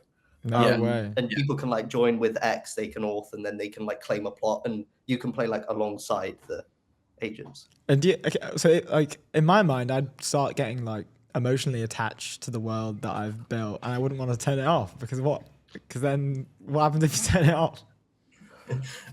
It's a good question. Like, it'd be nice to keep it on, but the thing about it is if we got like 50, 100 agents running in parallel, and every single decision they make, every like message they send to each other, every building they build is a shit ton of tokens. And so if that's going 24/7, we're racking up a pretty big API bill. So thankfully over the weekend we had AWS Bedrock like subsidizing all of the expenses, but the hackathon's done now, so it's coming out of our pocket if we keep it running for too long. Okay, yeah. Like, all of a sudden, I wouldn't be as emotionally attached. It's cost me all that money. Would there be a thing where you can like can you monetize something like this? I don't know. Like, you can sell plots. Can you run ads? Yeah, you can sell plots. You can run ads on those plots if people are if it's blowing up on X kind of thing. Yeah. Kind of like about it. Yeah, go on. It was kind of inspired by the Levels.io. Yeah, I was going to say. Yeah. That was sick. That was kind of inspired, and we thought about it, but the cost of actually getting the 3JS buildings to look good is pretty significant. The way we use image models to generate all of like the plans, and then it goes into this iterative spiral of like, okay, build 3JS, take screenshots of 3JS, compare it to the like screenshots the image made, and then just iterate upon that. And for like a good building, it ends up costing like I think it's like £1. Yeah, something like that. Like you could monetize it, but like the difference between this software and like traditional software is that this actually has marginal cost. So you build a website, it doesn't cost any more to sell it to more users, but this actually, there is a marginal cost for every user we add. There is a shit ton more tokens to generate. So we could monetize it, but I'm curious how much money someone would give to play this, because it would be a bit expensive for the unit economics. Any labs want to sponsor it, let us know. Yeah. Well, yeah, this is a good time to call out. Maybe we really misroll, let's. Yeah, we can clip this up and hopefully get their attention. So the day itself, can you maybe just walk? I've never seen a hackathon. I'm not sure we've spoken to people who've we're not technical. We don't go to hackathons. But we talk to people that do. What does the day look like? You guys just rock up and then you're all just coding like locked up in a room kind of thing, or what's the? Yeah, sure. I mean, me and George came down from Manchester, so we got up at about 5 a.m. We took the train down, We got to London. Hackathon starts at 9. You sign up, you get some merch. They go through the different challenges and tracks you can do, and then you're basically off building. And so you build for this one was about 30 hours of build time, which is pretty long for a hackathon. Like we hosted a hackathon up here in Manchester in November. That was only 6 hours, which also works. You get food. Some people stay overnight. We went to this pod hotel to get some sleep before coming back to ship more. Yeah, so there's different levels of intensity, but it really is just rock up and then you build for 30 hours. Gets a bit sweaty in there, but it's fun. Okay. Yeah. And tell me what you guys I don't know if you guys work together. Tell me what you guys are building outside of hackathons, because I imagine, the world is literally what happens your oyster. now? You can kind of do whatever you like, right? With I mean, you and I can probably start. Yeah, so Art and I, we've bootstrapped a few businesses in our time. We run a few like weird, quirky businesses that basically no one's heard of. So we run like the largest vintage accounting software in Europe. Nice. So all the people selling secondhand clothes, that's like what we do. We built like sniping tools as staff. We have like all these kind of funny side businesses. Right now, we've been shipping for the past few months a Shopify, but for software. So making it really easy for people to you've built something in Claude code, you want to go and sell it, deploy it, have auth, login, and like A/B tests, that sort of stuff, just packaged up really fast. That's what we've been working on at the moment, but we're still kind of working in silence. In the background. That sounds awesome. Yeah, and then I like, run sorry, go on. Oh yeah, sorry. Yeah, I run a startup accelerator in Manchester, which is where I met George. So I'm mainly working on that right now, but always shipping side projects as well. Let's go. And like, have you guys got, if following this, I mean, we reached out because we thought it was really cool, but is there like any kind of clout you get from the win? Like, do people notice it? Do the followers tick up? Do you get any inbounds from other like enterprise companies? Yeah, I mean, I don't even have a company that can be invested in, but I've got like maybe 10 VCs reach out over the past 24 hours. They're VCs. So you do get a lot of clout and inbound. It's the same thing with the XAI hackathon when we won that one. Is there's a lot of things that happen on Twitter, especially where you get a lot of clout. Elon responded to that one, so the XAI win was like a different level. Yeah, of no way. That one was Let's hear about that. What happened with that? That we built a Grok for Mayor for that one.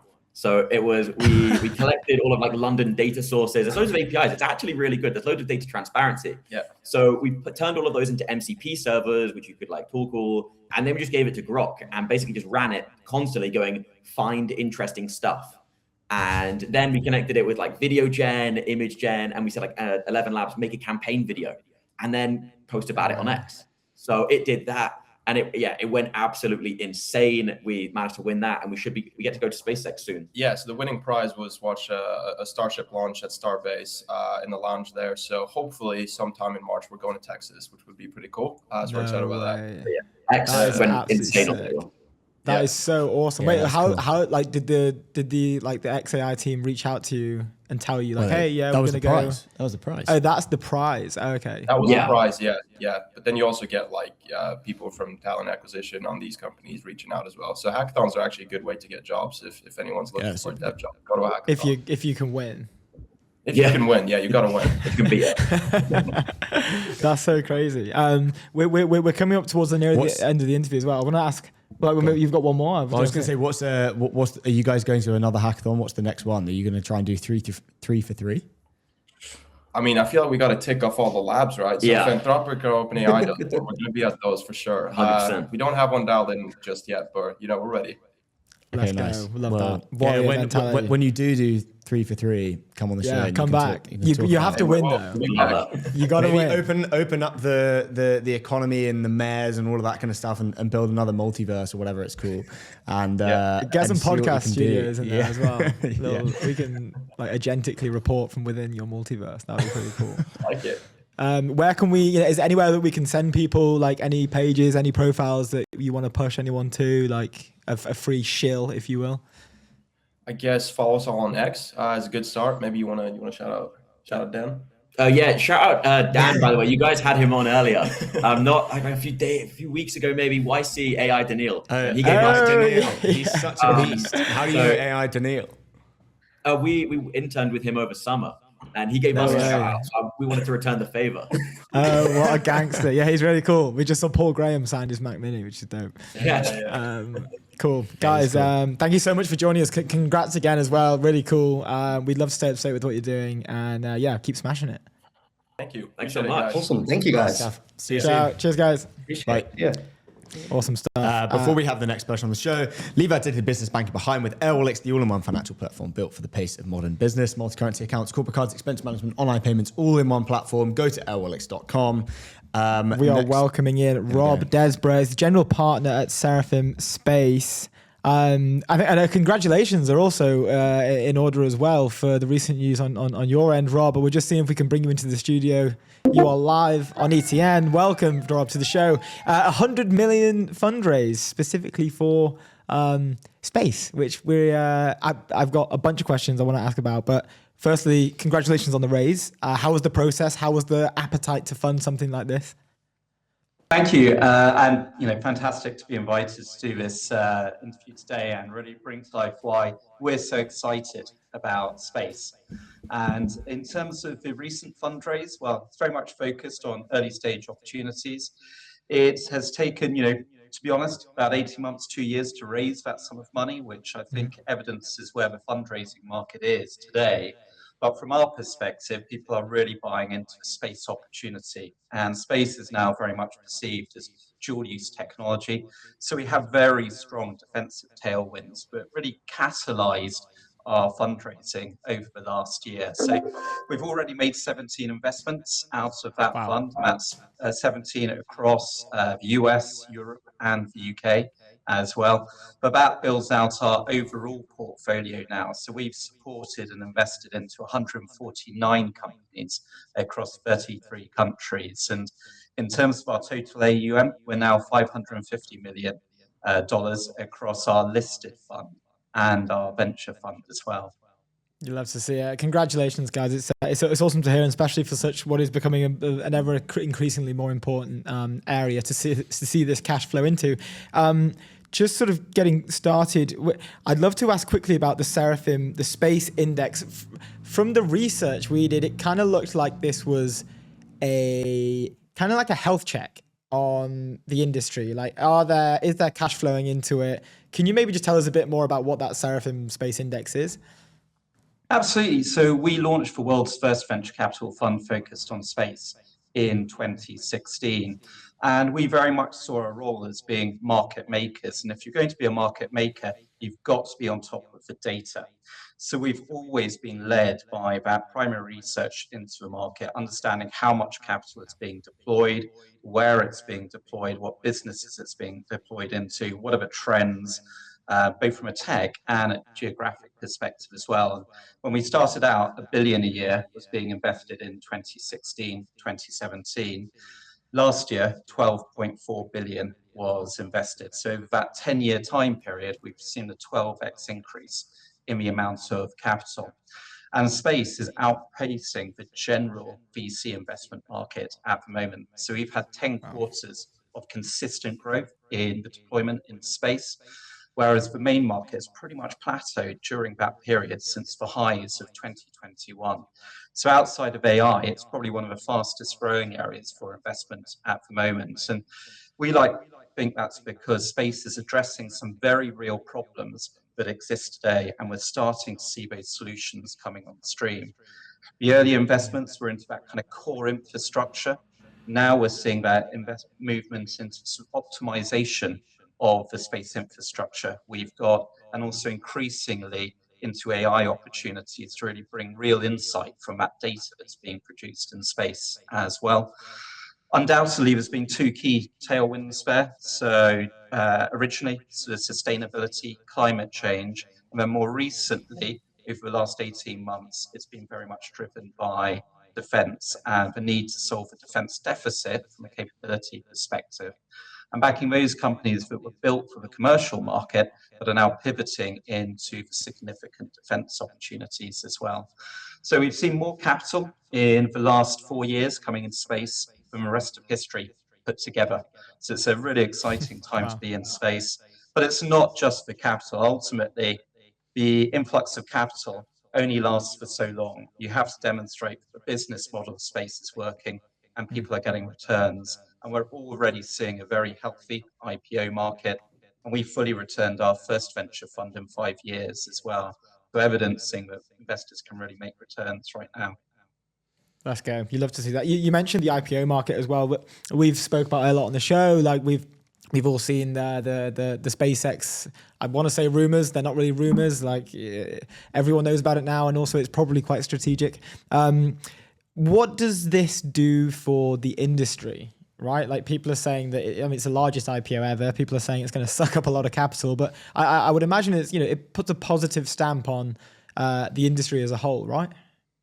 It puts a hugely positive stamp on it. So most of the market commentators, so the investment banks, were charting that the space industry would hit circa 1.8 trillion by 2035. Now you've got one company that's going to hit 1.5 trillion this year alone. So I think it brings all of those, those kind of data points in the industry massively forward and undersells the size of the opportunity. And today, the industry by itself was 650 billion last year, which was twice the size of the AI industry last year.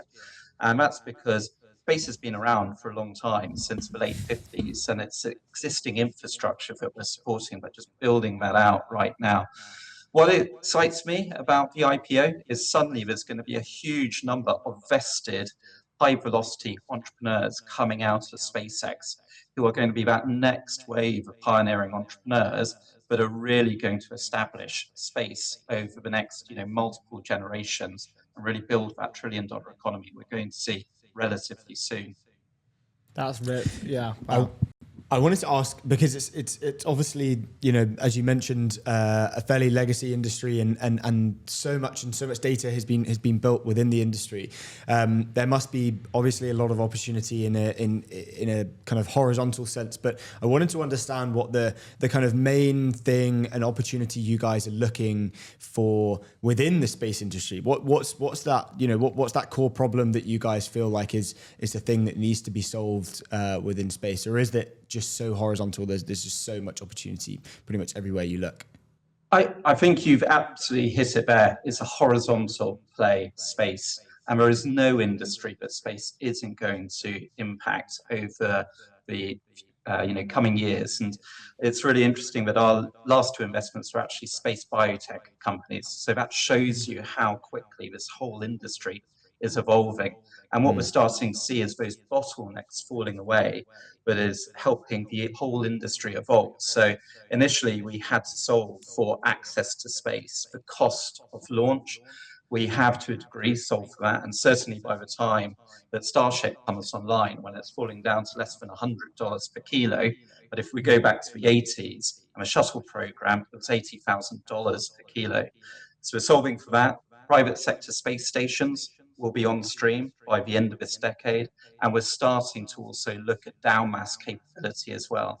And some of the private sector companies are starting to actually deliver on that aspect as well, so we can have regular return cycles. That enables these new industries, from manufacturing of semiconductors to doing pharmaceuticals and space, to start to come on stream. But we very much saw, when we launched the fund going back to 2015, 2016, we were trying to understand what are going to be those next multi-generational, multi-trillion-dollar trends. What is going to be analogous to doing a software fund in the 80s or an internet fund in the 90s? And we decided it was ultimately going to be space. And space is enabling us to address some of society's biggest challenges, from climate change to global security, ubiquitous connectivity. And if you're building a space business, by definition, you're building a venture scale business. That's what's really exciting from our perspective. I just want to go back to a question an answer you just had, where like the thing you're most excited about, well, one of the things that you're most excited about the SpaceX IPO is not really just, the moment of the IPO. It's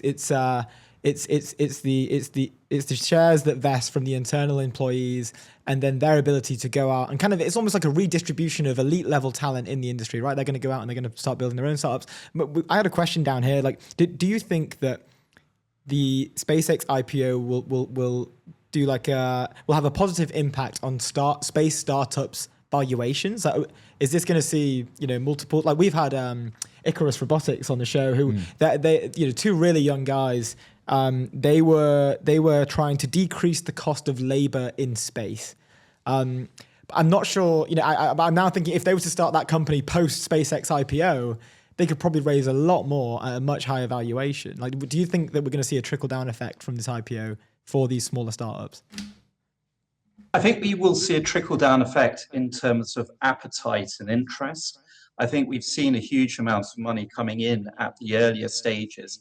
The challenge has really been around that scale up stage, and we haven't really seen that being solved for outside of the US market until more recently in Europe. So it's really that transition from the A stage through to the B when you're looking at quite significant checks at that stage.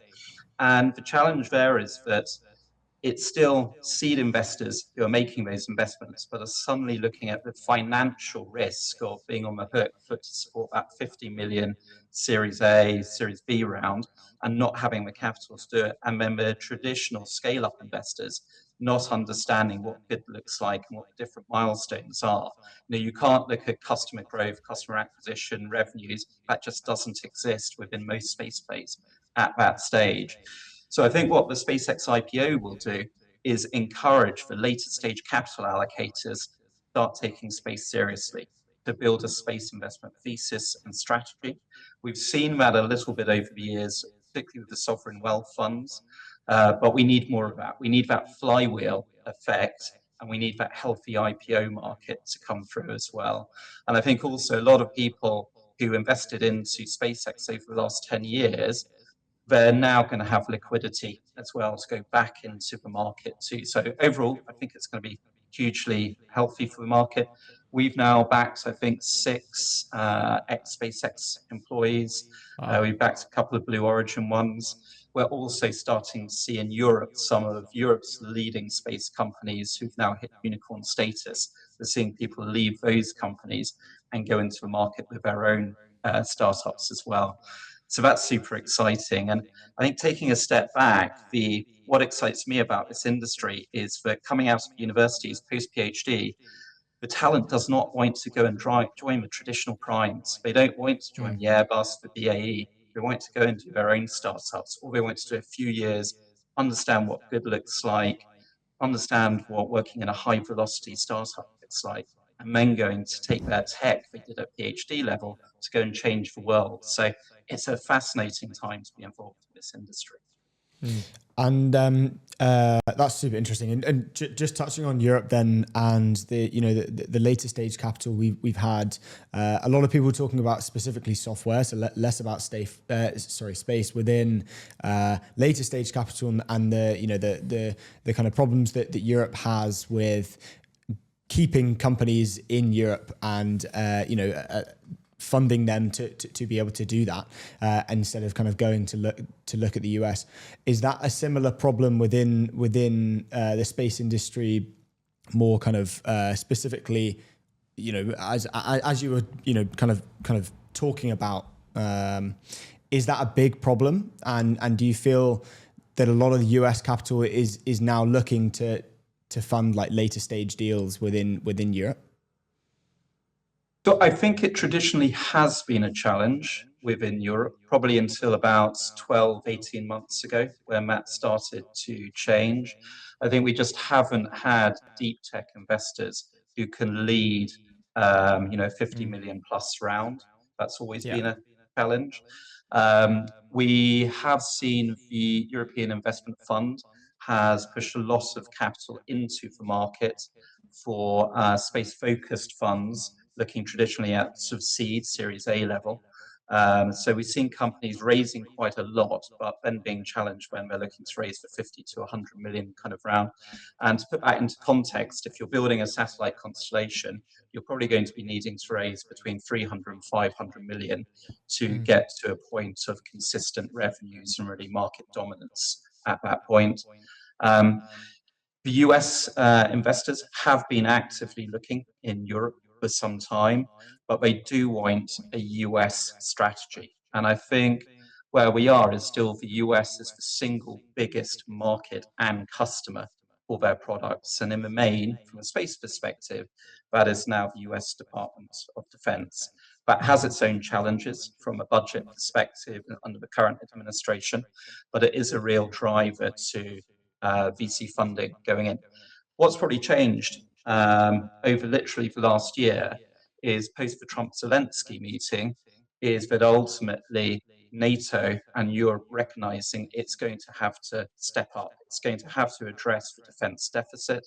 That's why we're seeing the massive stimulus packages coming into the market in Europe, an additional 800 billion coming into the market for defense, and space is a big part of that conversation.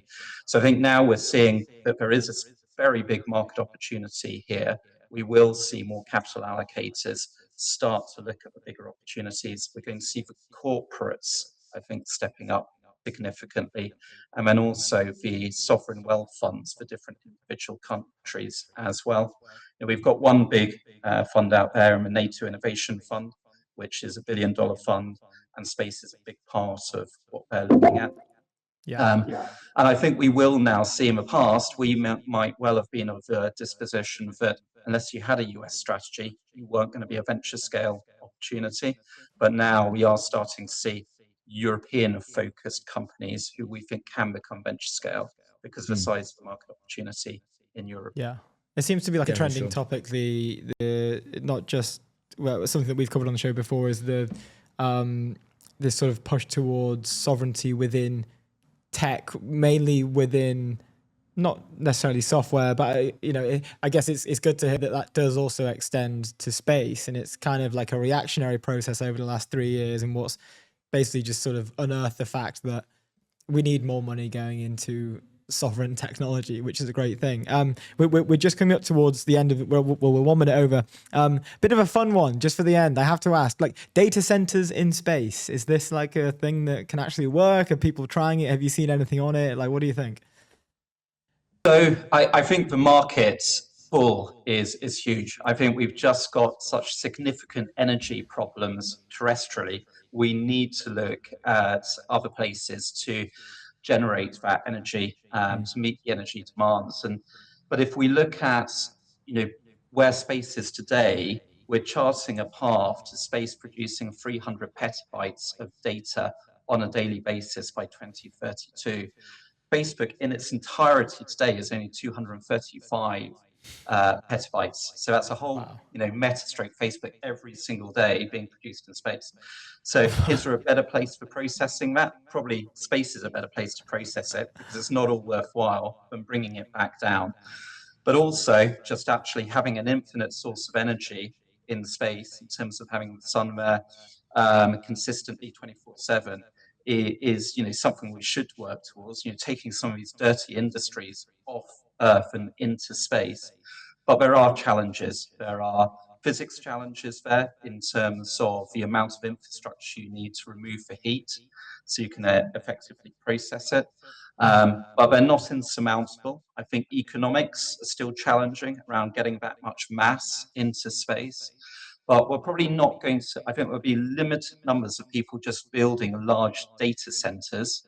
I think that's going to be more of a preserve of SpaceX, Blue Origin, probably Relativity Space and Eric Schmidt as well. I think we're going to see more distributed processing, so constellations of processing capability in space. I think that's probably going to be the next step before we just see ubiquitous space data centers in space. Yeah, that's awesome to hear. Well, sounds like things are trending in the right direction. Anyway, Rob, thank you so much for joining us. It's been a pleasure. We're 3 minutes over, but we will welcome back anytime. We've thoroughly enjoyed it. Thanks, and I've enjoyed it too. Would love to come back. Thank you, guys. Amazing. Cheers, Rob. Thanks. Have a great day. To meet you. Nice one. Awesome stuff. Damn, that's a crazy stat on the Meta like data consumption. Yeah, that is wild. Framer, build better sites faster. The all-in-one platform where enterprise teams build, design, build, and ship production-ready websites. We need to learn this. Getting shaky. No dead hand off, no bottlenecks, no creative compromises. We migrated ETN to Framer ourselves, and it was easy. Go to framer.com/ETN to go and do your stuff. You can do it too. We have Andrea at Thrad on, but we've got a few minutes before that's going to happen. Let's dive into the town square. Let's do it. Let's check out some tweets. I saw a good one. the other day. Where is... So this is interesting. Let's pull this one up. I wanted to... So this is Jay. I think he's over at BrowserBase. That's BrowserBase logo, right? Yeah. GTM is no longer a sales problem. It's an engineering one. 97.2K views. I wholeheartedly agree. When has any startup been like, oh, we need to sell more of this product. Let's go hire a sales person to call. Like now. Yeah, now. Yeah. Obviously in the past, yeah. But like, that's just not happening. Quite a lot, actually. A load of them, like thousands at Salesforce. Yeah, basically everybody. But this is I think this has gone viral because he's touching on a shift that is, I think it's kind of already happened, to be honest. Like Clay sort of changing the game. Yeah, with the whole GTM engineer thing. But now it's like any sort of startup that you have, it's not, you don't want someone to come in and like directly sell your product. Obviously it depends what company you're building, but yes, software companies, yes. Software, AI. Agree. Just GTM engineering is the game if you're not kind of leveraging, tools and AI and whatever to help you do that. I think it's very silly. I feel like so when we have Nick Atio on the show, he always, we ask him about hiring and stuff. And the last time he came on the show, he mentioned, all of every single person that he hires is building on, it's just building on Claude. Yeah, like, he said that their GTM team was building in terms of who's building the most code in terms of a department, it was engineering, and then it was GTM. Yeah, which is insane. Yeah. Jay Sanon, bang on the money over there at BrowserBase. Shout out to BrowserBase as well. We worked really closely with a couple guys over there when I was at Convergence. Shout out. Yeah, those guys are killing it. I want to touch on Leclerc's wedding. This is a little bit different, but Leclerc's wedding. Yeah, go to. Oh, I've seen this video. This is dope. If we put this up and listen to it or watch it. Can you get out? Yeah. Taking your time there, buddy. Yeah, this is... Sorry. Just... You got to listen to it. I got to listen to it as well, do you? Oh, no, I thought there was music. Maybe not. There we go. We're listening to it, and it is just wind in my ear.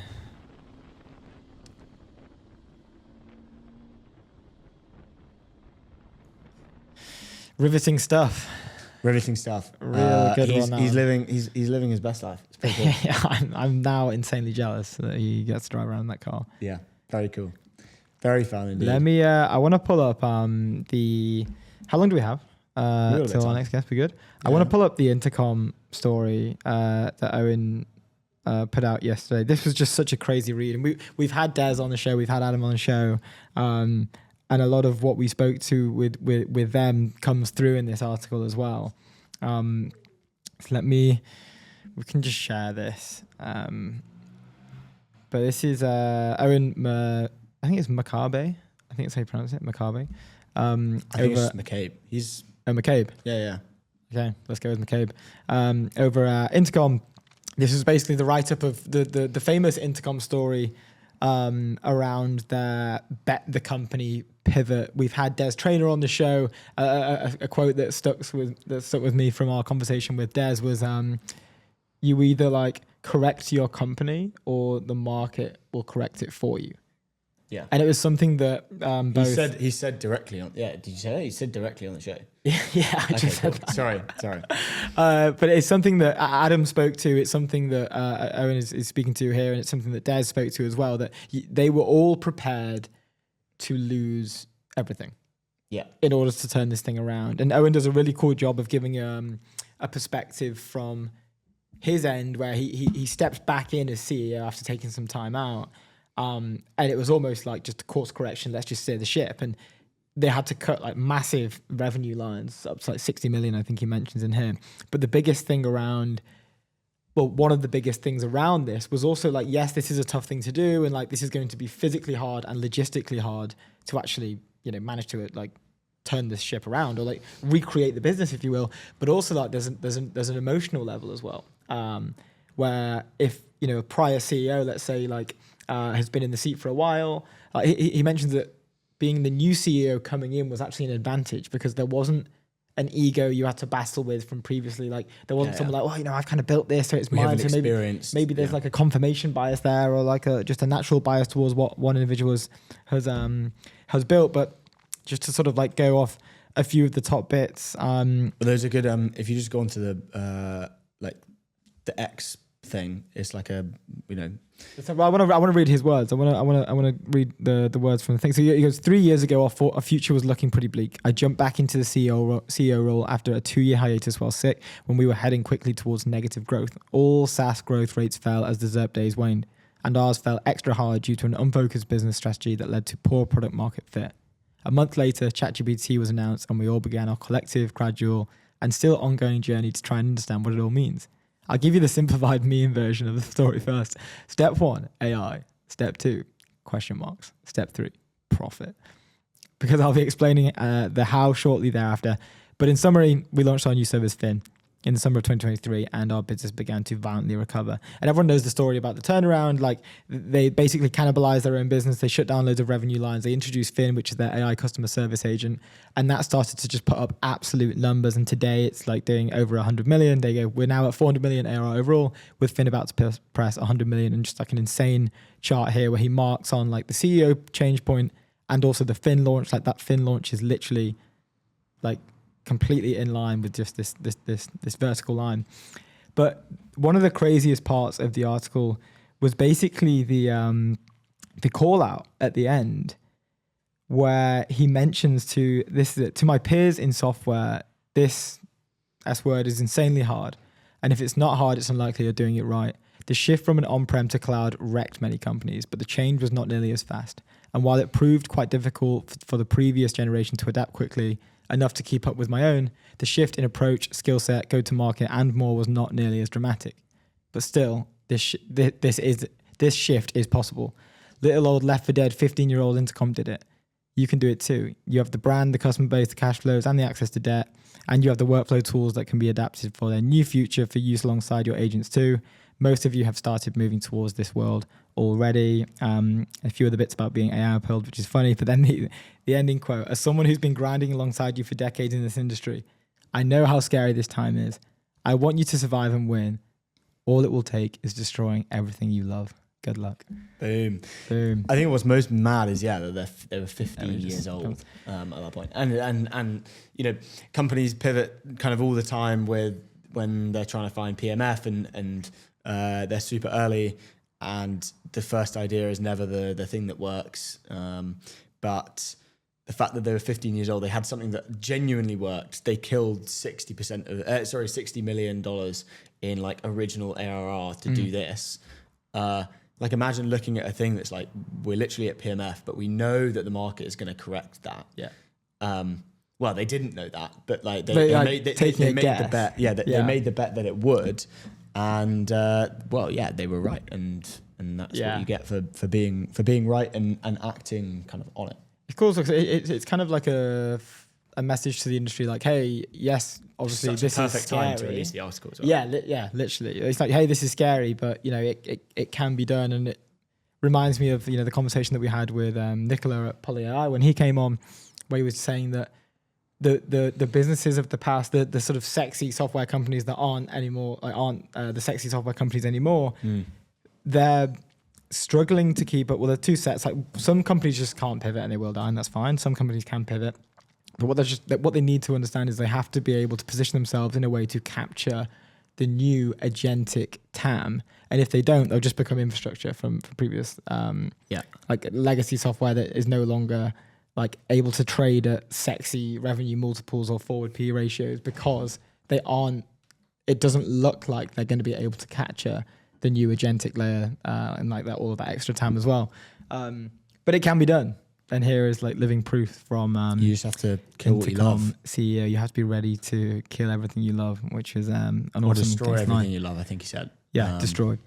But really cool from the Intercom team. Yeah, congrats on 400 million ARR as well. That's pretty nuts. Yeah, that's dope. Anyway, before we have our next guest on, Airwallex leave our dated business banking behind with Airwallex, the all-in-one financial platform built for the pace of modern business, multi-currency accounts, corporate cards, expense management, online payments, all in one platform. Go to airwallex.com. I believe we have Andrea in the show. We're just waiting. Andrea, can you hear us? Loud and clear. Let's go. Awesome. Welcome to the show, dude. Thank you so much. Excited to be here. Yeah, excited to have you. Probably worth just explaining who you are, what Thread is, and yeah, we can go from there. Absolutely. So I'm Andrea, the co-founder and CEO of Thread. We're doing paid ads in LLM, so not geo, actual paid media in AI, where we build advertising infrastructure for AI companies to make money from ads. So any chat interface can integrate our API. We inject sponsored responses in the chat interface with the chat. Once in a while, one of the messages is sponsored, exactly like what OpenAI Ads is doing, but we do it for other companies. And then brands, advertisers, agencies can buy those ads. Today, we're doing millions of ads per day. We're used by incredible companies like the logos that you can see back here. Let's go. And yeah, it's super exciting times. I mean, OpenAI Ads was announced a few weeks ago. Now they're piloting. And so there's been this explosive demand for brands that want to buy ads in LLMs. There's obviously incredible intrinsic performance. People are very engaged. And so we get to capitalize a lot of those budgets where OpenAI has $500,000 minimum spend. And so we really lower the barriers to entry. We have a lot more data for them. And so, yeah, it's exciting times for us. That's so cool. And talk to us about the tailwind from OpenAI launching the fact that they were doing ads. What did that do for inbound of the company, and how did that kind of change conversations? Like sales conversations. Yeah, I think it had a huge impact, not only on the demand side, advertisers wanting to allocate budgets to paid ads in LLMs, but also on the supply side, actual publishers, AI companies that have chat interfaces, that have prompt interfaces, that now have the legitimacy to monetize with ads, right? Especially the developer community are very reluctant to ads, right? Especially lately, advertising has had a very bad advertising, right? The Claude ads at the Super Bowl, a lot of people are hating ads. And so what that means is that Silicon Valley was against ads. People were not willing to monetize with ads. And so now they have the authority to go out there and say, hey, actually, advertising is not that bad if done well, right? And so it actually enables my users to have a free product, right? It subsidizes the experience, it boosts their growth, it boosts their monetization from the pure ad revenue, it boosts their monetization from upselling users from a free tier to the paid tier, and it boosts growth because people can use their product more, right? I have more usage because people can subsidize the tokens. And so actually there is a net positive. That's so awesome. What I have to ask, like, how I think there's a stigma in the industry, where in any sort of tech industry or software industry, where like if a Google or an OpenAI or an Anthropic or an Amazon or whatever it is, like a large enterprise rolls out a sort of quotation marks feature that is somebody else's product, that it can be a deathly scenario for that company. I think that what is maybe more true, and you've probably experienced this, and I've experienced it in the past, where it kind of educates the market for you. So it makes people more aware of not just your product, but the pain that you're solving and the value that you can provide, right? I'd be keen to hear, like, yeah, how was it on the day that you found out? It cements the market. It creates a market which did not exist before, right? And so you have just on the education side, and then the education which then creates the budgets. Right now, there's OpenAI ads. Well, every marketing team in the world wants to deploy. They want to diversify their marketing mix, right? And so they're going to allocate some to social and Meta, some to Google. Now I want to allocate to paid ads in LLMs. And so you do have the walled gardens, OpenAI ads. Amazon actually already has ads inside of Rufus, right? And so there's a lot of those companies that are doing these things, and that's where startups like ourselves are super powerful, really pushing the innovation, right? Not only being at feature parity with those mega caps, but actually, pushing the frontier of what's possible. We're the first company in our space to open source 2 AI models. And so a lot of the hate, right, which ads and LLMs have been getting, some of it is legitimate. There are truly risks when you do ads and LLMs, right? The trust that users have with AI is so tight that even if you label an ad as an ad, which we have to disclose, right? You don't want to deceive users when you're showing ads in AI. Even if it's labeled as an ad, it might not come across as an ad, right? Just because of the relationship that I have with AI, the trust. And so you need to put barriers, you need to create safety layers. And so that's why some of our open source efforts are really trying to push the industry, especially ad tech. The advertising technology industry is not, in the direction of open source. And so we're really trying to push it in that direction.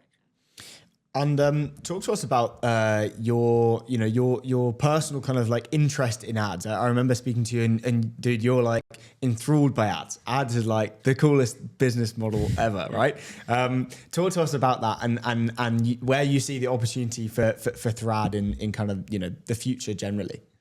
Absolutely, I'm probably the most addicted 22-year-old in the world to advertising, obsessed, disease level, obsessed with advertising, where like that's literally my purpose in life. I live for advertising. I would literally die for advertising. And it seems crazy to say that, but I should have got you to do an ad read. Absolutely. But to put that into context, kind of my definition of advertising expands the traditional scope of advertising to my definition of advertising, which I borrowed from Seth Godin, is spread ideas that matter to people who care, right? And that's what advertising is about. It's not about force feeding people with products that they don't want. It's actually sharing ideas. There's amazing products in the world. There's amazing startups. There's amazing services. And so we should share that with people that should know about them, right? And so that's what I'm trying to do, right? That's what even prompted me to start Thread in the first place, where today with Thread, we're able to connect literally millions of people with brands that they should know about, right?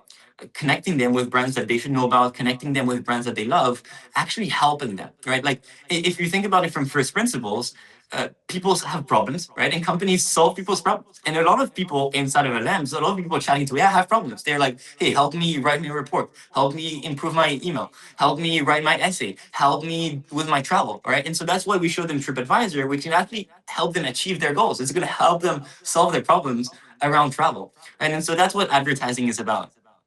Within that, there's been conversations around like how do you do it in a tasteful way, right? Like obviously the Anthropic ad was a kind of hyperbolic take on what a dangerous, if you will, scenario could look like when it's just sort of like blindly ignoring what you're saying and just chucking it in all willy nilly. Well, what does good look like for this? Like how do you do it in a tasteful way that could be sort of, I don't think I think they're a great thing. I don't think that they need, I think it's really smart that people would want to do this and it makes a lot of sense, but yeah, how do you get it right? I think this needs to be an industry level effort, right? No one single company can define the standards there. And so we need to implement standards. We're working closely with the regulators. I recently spoke with IB Tech Lab. They're the global advertising regulator. And so that's where actually open sourcing, having transparency, can actually create those standards in which, hey, this is the code of conduct that advertisers should have, right? The other part of it is that like this can actually be executed well, right? Advertising can be not only complementary to the user experience, it can be additive to the user experience, right? You want to get to a point where the ads are so good that actually I want to be there for the ads, right? The ads are genuinely helpful for me. And so that can be done, right? In the same context that I was saying, like solve brands that actually solve people's problems, like it can be additive, right? Even today in Instagram, I think it's like, I mean, it's still single-digit percent of users, but there's a non-negligible percent of users which go on Instagram just because the ads are so good, right? And this is something that even Sam Altman himself spoke about. And so this is one of our core principles. I have noticed that, to be fair. The Instagram ads are Instagram actually ads are really super, good. yeah, super good. I've never really, that's crazy. It's like if I want to find a good product, I react with stuff that, is in that product sphere that I like, and I know that I'll get given a good product. Yeah. Exactly. Let's talk about your book launch. You've literally launched the book today. Let's Absolutely. talk more about it. What is it? And it's awesome. Yeah, so we just launched today. Mark loves marketing. This is an extension of my obsession with marketing, which I'm literally thinking about marketing all day, and so because of some of these just negative bad vibes that I've been hearing from just people in the industry. I've been speaking to people in the big tech companies that work, Meta ads, LinkedIn ads, Google ads, and even marketing teams and agencies that tell me, hey, I don't feel that actually we're saving the world. And I have actually the opposite view. I think that advertising is one of the most powerful innovation that were created by society, because they were the business model of the internet. Right? They were what subsidized the internet, what enabled global access to the internet. And so I wrote this book to inspire the next generation of marketers, to show that actually marketing can be very powerful. It can serve for good, right? It is about spreading ideas that matter to people who care. And so sharing that with the next generation of marketers to kind of inspire them. And at the end of the day, we're all marketing 24/7, right? We're marketing to our partners, we're marketing to our co-founders, we're marketing to our investors, we're marketing to our employees, we're marketing in all contexts, even at school, all the time, right? To our classmates, to our professors. And so marketing is extremely powerful. And so this is more to kind of share the positive aspects of it. That's really cool. That's such a super cool, like, creative way as well to, I mean, I guess there's some sort of like lead funnel as well 100%. I attached to think it. this is also, you know, startups live by their innovation, not only in the product side, but I think a lot of innovation derives from the go-to-market innovation, right? This is what you guys have been incredible at doing. And I think we need to think about marketing not only as like, hey, I'm going to make a post, but one of my core principles is marketing is around the concept of underpriced attention, right? I want to capture a lot of eyeballs for the lowest possible price. And so how do you do that? You need to implant memories in people. You need to seed emotions in them. And how do you do that? By betraying expectations and by providing true value to them, right? A lot of our customers and a lot of our industry are parents who have children, right? And they want to share about their job, and they don't have stories to tell them about their job. And so this is also one of our initiatives where we're giving away free books to agencies, and HR teams are giving it to their marketing teams, right, within the company, so that they can share about that. And so that's also kind of a creative go-to-market, innovating on the go-to-market. And like most companies don't really do that. Like, who's gonna write a book for one campaign, right? And so this is where you want to do that, right? And like, we do a lot of these things. Like we hired the world's smallest marketer. He's a short man, like, and we launched with him. We launched with him the world's smallest marketing campaign with the world's smallest marketer. Like, it's so random, it's hilarious, but it's also fun, right? And so this was also an extension of what we stand at Thread, where we lower the barriers of entry for marketers, just like what other companies are doing in tech with vibe coding, enabling non-coders to code. We enable non-marketers to do marketing with a single prompt. You literally say, launch a campaign for etn.com for X budget, launch. That's it. The campaign is going to be live. And so, all those initiatives are to kind of push this and bring our brand to life through these initiatives. That's so cool. Do you? I'm sure you wish more people are more creative with their ads effort and their GTM efforts. Where do you feel the main opportunity for brands and companies nowadays, whether they're kind of like seed stage, their Series A, or later stage, where do you feel like they should be going to capitalize, especially with like ads and LMs, other than obviously going to Thrad? Yeah, the thing with ads and LLMs is that every news cycle, right, you have this underpriced attention, the arbitrage of underpriced attention. So the first Google ads, extremely performing. First TikTok ads, extremely performing. Why? Because you have this asymmetry between supply and demand. You have net new inventory, right? New supply of ad real estate, right? New people on TikTok, new people on Google, relatively few media buyers. And so in a system where people are bidding against each other to buy those ads, right? But not that many people are bidding. And so the bid is not that high. And so the cost of acquisition is not that high. And so you have this pure arbitrage there. But I think, I think startups should be doing a mix, right? They should be finding these gaps of underpriced attention, whether that be buying ads in LLMs, right? Very appealing in unit economics, but also being creative. And so that's what I would encourage everyone. Just like come up with the most fun, creative things that you can do to capture your audience's attention and actually be helpful then, right? Love them, give them value beyond just the consumption of the ad, beyond just selling yourselves. So awesome. You heard it here first. What amazing advice. Where can we send everyone? Where can we tell people to go? Like, we want to direct people to the book launch as well, and also we want to direct them to your sites. Like, where's the best place? Yeah, thank you so much. Well, you can go on Thread. You can find us at thread.ai. And we're gonna keep sharing. We're sharing a lot on LinkedIn, and so keep following us there. Let's do Nice. it. I love it. I love how the king of ads has ads behind it. Yeah, he's like, always you're the first guest to have You have to a TV with ads on it. We love it, dude. Thank you so much for joining us. It's been an absolute pleasure. Thank you, guys. Great chatting. Yeah, have a great day. Good stuff. See you soon. Thanks, guys. Up next, we have Connor McNamara, EMEA CRO at Stripe. We've been absolutely buzzing for this conversation since the release of the annual letter and also the employee tender offer. Before we jump into that, I want to tell you about our friends over there at Airwallex. Leave outdated business banking behind with Airwallex, the all-in-one financial platform built for the pace of modern business, multi-currency accounts, corporate cards, expense management, online payments, all in one platform. Go to airwallex.com and also Polymarket, the world's largest prediction market. Stay informed and profit from your knowledge. Go to polymarket.com. Without any further ado, we are welcoming Connor onto the show, and the trumpets have played to celebrate his entrance. Connor, thank you so much for joining us today. We've been pumped with this conversation. How are you? Hey guys, good. Thanks for having me. Greetings from sunny Dublin.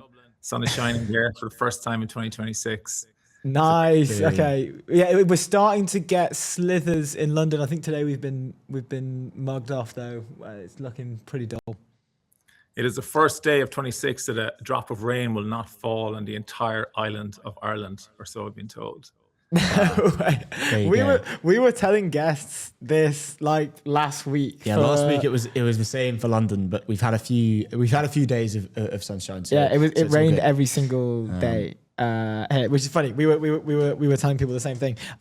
Enough about the weather, how very traditional of us. We want to talk about the annual letter. There are just some absolutely crazy stats that came out of this that everyone was talking about. Everyone was discussing it online. The first one, and I almost want to just talk about each individual one if that's okay. But the first one. The 1.6, this is 1.9 trillion total volume, but 1.6% of global GDP approximately coming through Stripe. Can we just, I said to Luke, this is one of the most nuts stats I've ever heard in relation to a technology company. And we'd love to hear just broadly from you, like what that is, what that means to the company and how you guys feel. Yeah, like it's really a testament to the success of the users that are using Stripe. The number grew 34% year on year as well. So, Stripe has been heavily indexed towards the fastest growing parts of the internet economy. In total, 5 million companies globally use Stripe in 2025. So 2 million of those were in Europe. And so there's a real diversity in that customer base, from the fastest growing early stage startups, AI companies, of course. We're very lucky to work with almost all of the AI companies that have been minted over the last couple of years. SaaS platforms, we believe we played a big part in pioneering SaaS platform economy, and that's been a big driver of our growth. Digital marketplaces, and of course, large enterprises as well. 80% of the NASDAQ 100, for example, and there's real diversity in the customer base. And I think people are seeing that. Working with Stripe and working with the suite of offerings that we have, allows you to pivot out of low revenue mode, as we call it, and take advantage of all of the various AI-driven components of our offering, not just the core payments proposition, to accelerate their growth. I wanted to specifically touch on one of the stats about. There's more companies, or the number of companies that are reaching 10 million ARR within 3 months is growing. And I wanted to talk about the tailwind of obviously AI and everything that's going on today. What does that mean for Stripe in terms of operationally? How have you guys been able to kind of I guess capitalize on that for your customers? Yeah, so that number, the number of companies that have reached 10 million ARR within 3 months of being founded has doubled versus the 2024 cohort, right? So yeah, it's the 2025 cohort grew 50% faster. So there's two things interesting in that. One is the number of companies starting on Stripe is increasing very fast, and then they're also materially growing faster. So I think that's super interesting. So like we're obviously working with AI companies, and we saw the last probably wave of that in 2020 odd with the SaaS platform kind of wave. But what we've seen is that those 0 to 10, 0 to 50, 0 to 100 cohorts are just getting through those cohorts much faster in this cycle than we saw in previous years. And it's early in 2026, but we're seeing that continue over the course of 2026 as well. And it's again not just payments. I mean, we talked a lot about in the letter as well about the investments we've made. We've just acquired a company called Metronome that we'll roll into our revenue finance and automation suite. Like they're working with the likes of OpenAI, etc., to build the usage-based billing engine for all of these AI companies. AI companies it's a highly fast-moving pace, and I think they're all building quite customized monetization models, and being able to work with a programmable company like Stripe that can build monetization models on the fly to align with their business models is really, really important to them, and that's kind of a big area of growth as well. And then the other one we talked about is kind of being global by default. In the letter, we talk about the fact that Google, believe it or not, it took them 4 years to accept their first payment in the UK. From an advertiser after being founded. And we're seeing, companies now literally go global from day one, access to 100 companies with 100 countries, with Stripe, 120 payment methods. And, you have tax compliance and things like that, and local presentment of currencies out of the box. So it's like a complete game changer, really, because all of these companies know that if you just serve the largest, economies in the world and your home economy, you're leaving an awful lot of money on the table. Like another stat in the doc talks about the fact that 30% of revenue comes outside of the top 10 economies in the world and the home country of the business. So there's a real long tail here, and your ability to get access to that long tail quickly is super important to your overall momentum as a business. For Stripe, I'm interested because I've always seen Stripe as almost like an enabler, right? Where you have these companies kind of building, and they all have very specific use cases, and as you mentioned, kind of business models are changing, and these companies are acquiring different, very specific business models to kind of do what they want to go and do.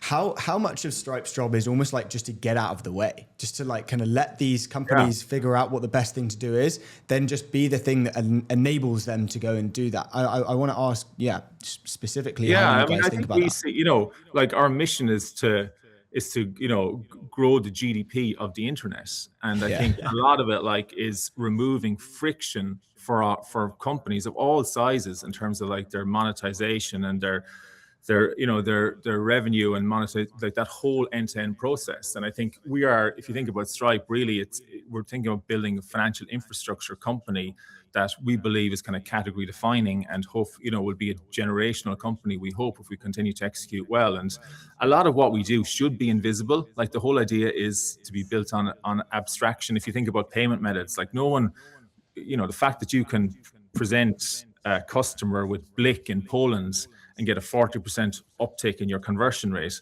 like that's great. But if you have to build that integration every time across the globe, it's like super, super painful. So the idea of Stripe is trying to do is to abstract that complexity away through, building these integrations, and then using AI to ensure we present the right things to the right consumer at the right time. And of course, then wrap the whole thing with a fraud management model where, we have access to a huge amount of data around the world in terms of just visibility into like buying patterns and behaviors of merchants, and like identifying potentially fraudulent transactions and getting ahead of that as well, on behalf of users. And we're saving our merchants billions of dollars every year by kind of predicting those things.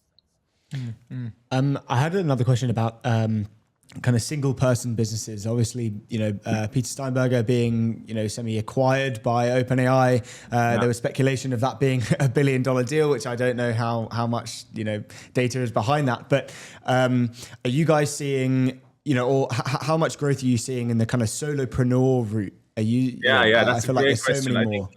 If you go back and read the 24 annual letter versus the 25 annual letter, there's kind of a whole section on that. I think, again, like there's a great kind of, I think, analogy in the previous letter around, pizza companies in the US and like pizzerias. And there's been a kind of a multi-decade decline in the number of those that have been opened in the US. But actually, in the last number of years, there's been an increase because that cost to serve and the cost of like having overhead and your ability to get increased reach through a SaaS platform type economy means that like the whole economics of these businesses is totally changed. And so you have these increasingly edge case type business models from, whatever, dog walking to all sorts of different things that really weren't viable businesses 10, 20 years ago and are super viable now when you kind of overlay what Stripe is doing. And we're also seeing a big uptake, obviously, in that embedded finance piece from like, issuing and capital. We talk about capital in the letter as well.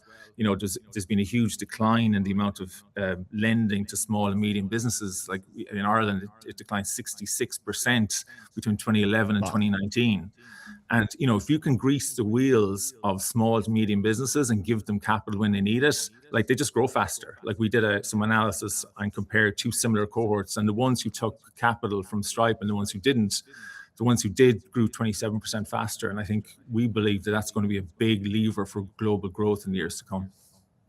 That's awesome. It's kind of connected to, there's like another sort of separate topic that I thought was really interesting, and maybe you can speak to, like why on a broad level this is, but we are seeing this sort of creation of a sorting machine you guys refer to, where winners are pulling away at a quicker pace than ever from people who aren't not winning, but the winners are very clear and they're getting away from the pack. Can you maybe just talk to us a little bit about this? Yeah, there's a couple of ways of looking at this. Like we talk about, the concentration of value, like equity value, and then the concentration of profits in the US economy. And like it's becoming increasingly concentrated. Like you've heard the term the K-shaped economy, I'm sure.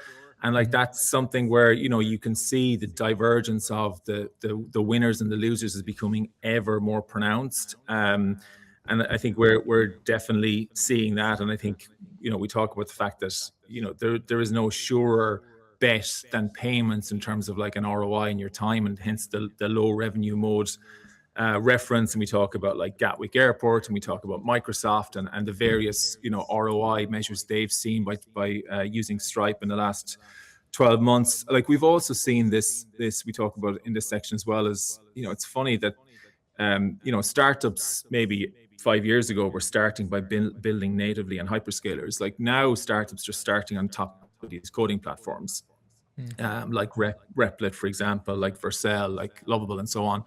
And, when they're building these applications, they obviously then want to be able to pivot and monetize those applications quickly. We've got this offering called claimable sandboxes, and there's over 100,000 of them, as referenced in the letter, have been spun up already. And so, you're building this kind of idea and you want to turn it into a monetizable business quickly, and you can do that immediately with Stripe. And so there's lots of different kind of moving parts here, but definitely like there's a divergence. I mean, we talk as well in the letter about e-commerce versus like bricks and mortar and so on. And I think just embrace the tailwinds that exist around technology. Try and not do the things that others can do better on your behalf, and then try and take access to these, businesses like Stripe that can give you an ability to, treat the internet economy like your domestic economy. I think that's a big one. Like now it's really is a global game, and if you're treating your TAM as a particular country and you have these borders in your business, then like you're already, kind of behind the eight ball versus a lot of your competitors. Yeah. I wanted to just kind of following on from that. We are going to talk later on the show about an article, and we've talked kind of briefly about it to another guest by Alex Immerman. He's at A16Z, and the title of the article is "AI Will Eat Application Software," and it's basically talking about how like the consolidation of like thin wrappers and everything else will kind of ultimately be a massive like catalyst for growth for the ones that are genuinely kind of providing a solid service and really like moving a market forwards. And it kind of touches on that like consolidation piece.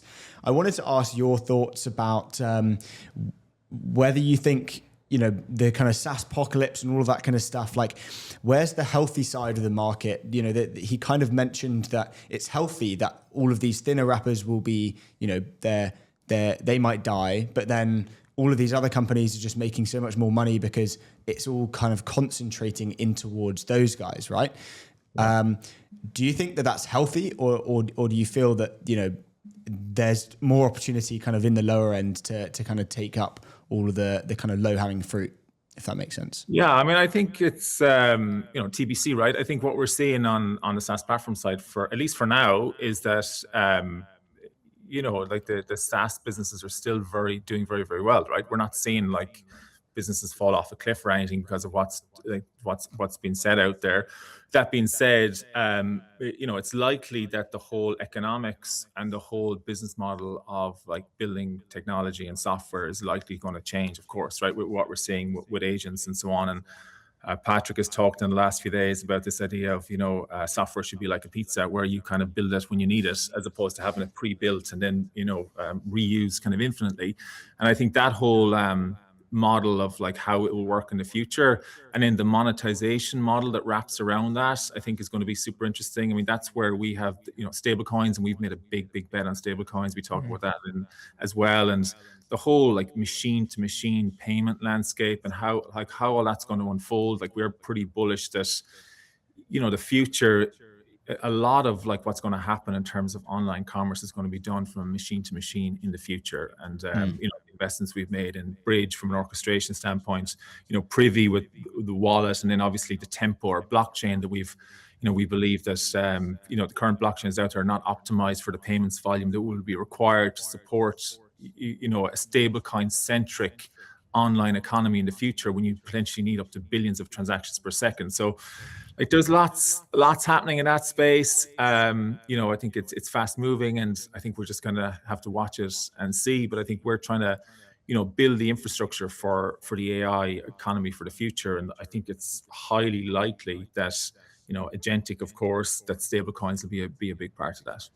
Yeah, we spoke to the founder at Decagon last week, and he mentioned Decagon building towards the future and kind of trying to make it happen that eventually every company will be interacted with through agents, but then eventually every human being will have its own agent, and therefore they will eventually have to interact with each other, and therefore payments will have to flow, as you mentioned, from machine to machine, right?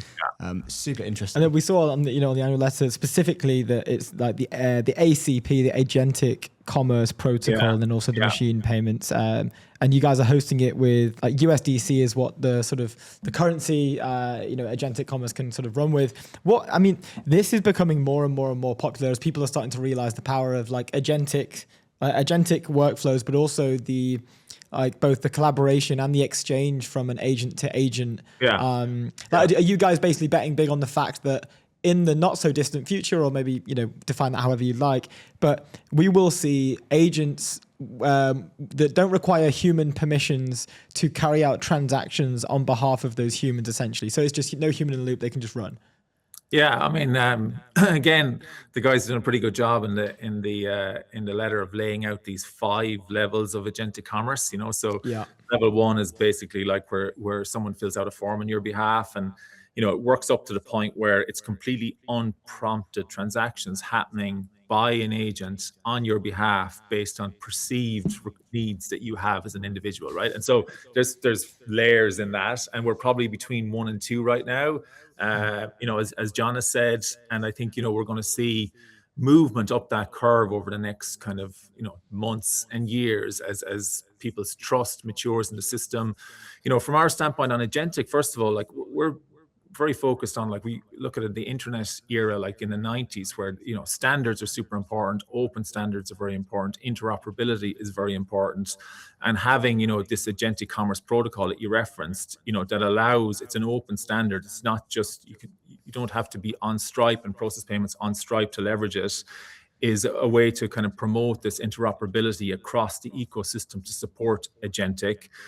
Even like shared payment tokens, where a lot of people don't want to be sharing their credentials online. You have these tokens, and again, that's an open standard.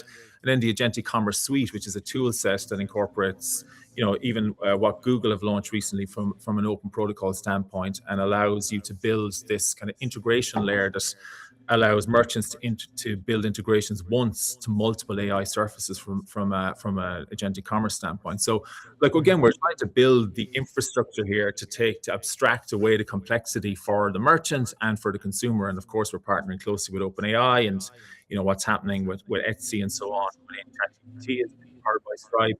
We're working with Microsoft in bringing commerce to Copilot, and look, there's many more working on kind of in the pipeline as well. So that's a super exciting area. And then like stablecoins is different but highly related. Is more like what do we see as the online landscape looking like in the future, and will it need to be real time? Will it need to be borderless? Will the transaction like order value likely be a lot less than what it is today? And will the cost need to be much lower than what it is today? And if the answers to all those things are yes, then I think a stablecoin enabled payment landscape is going to be like very important to enable that agentic commerce wave. Yeah. It's funny. I was listening to David Senra's recent podcast episode with Brian Armstrong, like CEO at Coinbase, and it was surprising to me just how far along we are, or the crypto space is as an industry, that you don't really hear too much about now in terms of like the back end stuff, in terms of like how closely the banks are now happy to work with Coinbase in particular, or how happy like traditional institutions are to fully engage with blockchain. And it does, it's just not something that you hear too much. Like $400 billion in payments volume via stablecoins last year, and 60% of that was B2B, and so I mean, there's interesting use cases here from remittances. If you think about the global remittance, like it's such an obvious use case. If you think about managing payroll, like Deal is a good example. We're working with Deal with Privy and their wallets around the world to pay developers all over the world. Like that's a good one. If you think about treasury management, working with Starlink in terms of like repatriation of funds to the US and so on. I mean, we do a lot from a Stripe standpoint that we've talked about publicly to enable, more streamlined treasury management with stablecoins. So I think there's a lot there, and I think you're right. Like I think people are starting to really understand like what a big lever it could be. Yeah, super cool. Sure. I have just one more question. Do you have? No. One more question. Stop? Do you need to go? No, I'm good. Yeah. Good. Amazing. It's just one last one. It is one of my favorite things about this, and we actually have a few of them here. The Stripe Press books. Yeah. This is one. We've got another one on the side there from Charlie's Almanac. You guys crossed over 1 million sold of these books in the annual letter. We spoke to Sam Bowen, who's the head of publishing over there at Stripe. Previously, who founded Works in Progress. We'd love to hear the story from this side is you feel that these books are helping to increase the global GDP or the GDP of the internet as well, which aligns with Stripe's mission statement. Could we just hear a bit more about the book sales, like how this was received internally? Was this the goal, the 1 million? I don't think it was ever a goal. I mean, I think I think in general, like Patrick and John, believe that diversity of ideas is a good thing, and giving people like ideas fuel economic progress, and creating pathways for interesting stories and ideas to galvanize is a good thing. And I think there's lots of benefits to it, and really it's I don't think it necessarily the objective was to get to 1 million or 1.1 million as it is. I heard yesterday as it is now. But yeah, I think getting that out there is great. I mean, there's also a craft and beauty element to it. I think if you look at the books and you feel the books, and the Stripe is big on craft and beauty in terms of just doing things right for the sake of doing them right, not just for a monetizable ROI. And I think that comes through in the books very much. And I think we are very like doc heavy culture. I mean, we believe in reading, and I think a lot of what we do is just driven by curiosity, not necessarily with a monetizable angle to it, but that we can create this community and create this foster kind of big ideas. And I think if anyone who listens to Patrick and John speak will know that they think big and broad about all these different types of things. But yeah, Poor Charlie's Almanac is probably my favorite one right now, but there's still a lot of good ones out there. Yeah, I think Bubbles and Stagnation is probably. That's a good one. That's a really good one. That's a banger. Boom. Yeah. That's a really good one. Connor, we've run over time. Thank you so much for giving us an extra couple of minutes. Thanks for joining us. It's been a pleasure. Great speaking to you. Thanks very much. Good stuff. Cheers, Connor. Ciao. Awesome stuff. Quick word from our sponsor, Framer. Build better sites faster. The all-in-one platform where enterprise teams design, build, and ship production-ready websites. No dev handoff, no bottlenecks, no creative compromises.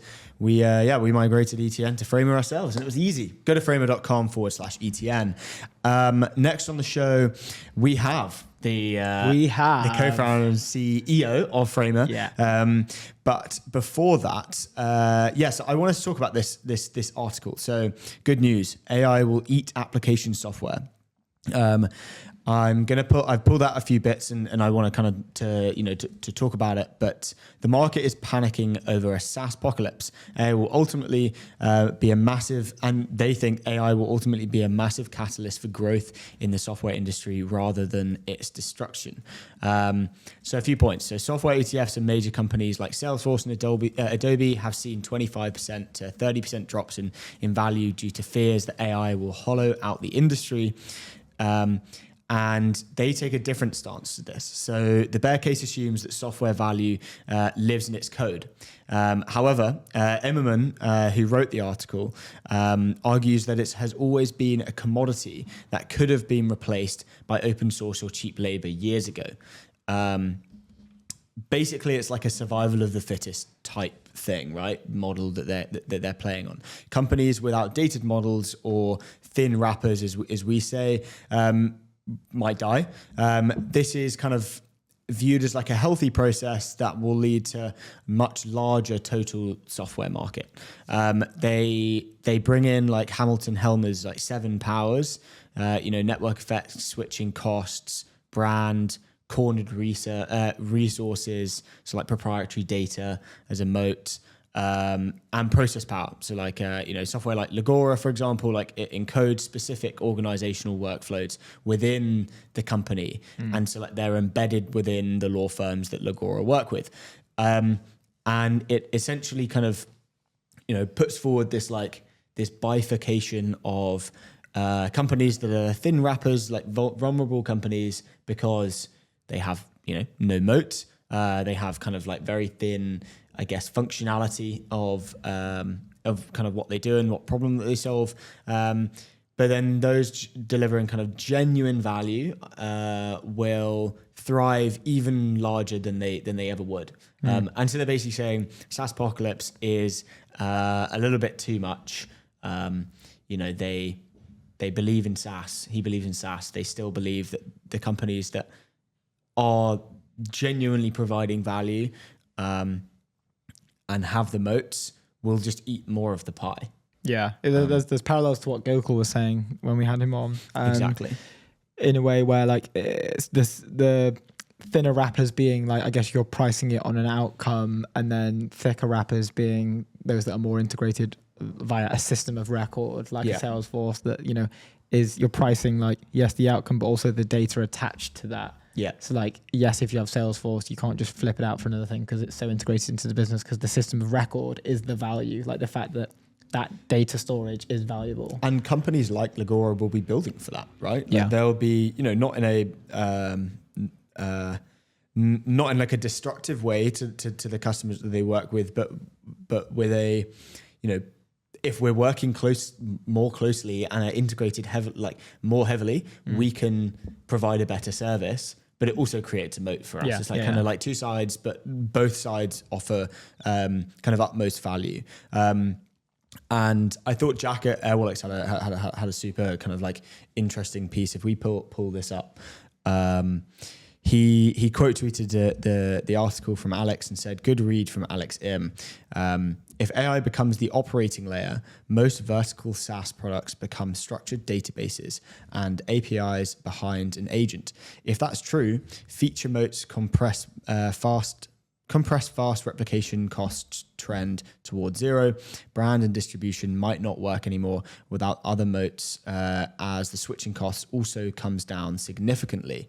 I thought that was a good take from him. Super interesting. But yeah, I mean, I agree. I mean, what's your stance on it? Are you SaaS apocalypse pilled? Are you not? I think the best description we've had, I think, is a combination. Again, like my opinion is based off the opinion of the smart people that have been building in this space for ages, that have come on our show to talk to us about it and educate us about it, which we're incredibly grateful for. And that's a combination of both Gokul at Marathon Management Partners and also Nicola, CEO of PolyAI, where Nicola speaks. Well, I mean, we spoke a little bit about it at the start of the show, but Nicola speaks more towards like these companies are no longer trading at the multiples they were trading at because they're not positioned to capture the future value of the agentic layer, which is the new sexy thing. So they're still SaaS, they're just not sexy SaaS, is what Nicola was saying as a direct quote. And like in parallel, Gokul's then sort of building on what he's saying by adding timelines to this, where you need to be very, very conscious of like, one, what is your company? Is it a thin wrapper, or is it sort of more integrated where there's like a system of record attached to it, like a Salesforce? And so that's what Jack is basically saying, and is like, I agree. What I'm saying is like enduring moats are gonna like rely on, you know, proprietary data. That's kind of like the moat. Proprietary data layers is the moat. You've got like network effects as well, kind of being a moat. But like, you know, I guess like UI and like that kind of thing, it's just not a moat. You know, being sexy in now fairly unsexy place to build isn't good. But if you're building kind of with that system of record being in place, that's where the true kind of moat comes from, and they'll in kind of like consequence take more of the value, more of the upside of the potential value being taken. And then they need to be aware of it and conscious of it as well. Exactly. Talking about Airwallex, leave outdated business banking behind with Airwallex, the all-in-one financial platform built for the pace of modern business, multi-currency accounts, corporate cards, expense management, online payments, all-in-one platform. Go to airwallex.com. We should move on to Mark Andreessen's thing. His speed wins before we jump into anything else.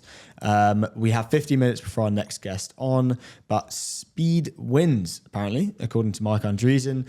He talks about the OODA loop, observe, orient, decide, and act. Should we watch the clip? It's 4.5 minutes. You want to do it all? Maybe not, but like, talk about OODA. Yeah, hold on. Basically just says like speed wins. Like speed wins as compared to mass winning. Speed wins, and so if you believe that, then there's basically this framework called the OODA loop, OODA loop, which originally was developed for fighter pilots and then later for broader military strategy. And the OODA loop, what OODA stands for, it's an acronym. It stands for observe, orient, decide, act. And so it's basically the decision-making cycle, right? And so observe is like view the outside world. Orient is like figure out where you are in respect to the outside world.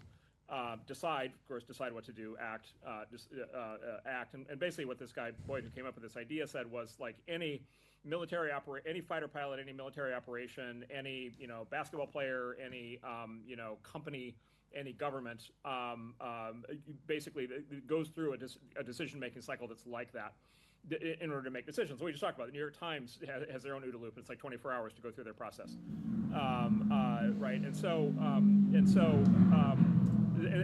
basically what he said is like, if speed is the thing that matters, then the person who gets through that cycle the fastest is the one who's going to win. But he said there's a second order thing that happens. So one is just like, is your OODA loop faster than the other guys? So that's one question.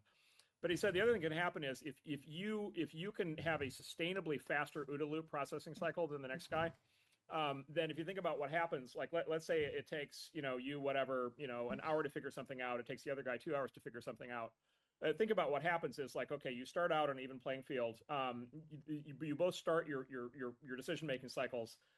You make your decision within an hour. The other guy is still, is inside his own OODA loop when you make your decision, right? And so you make your decision, you act within an hour.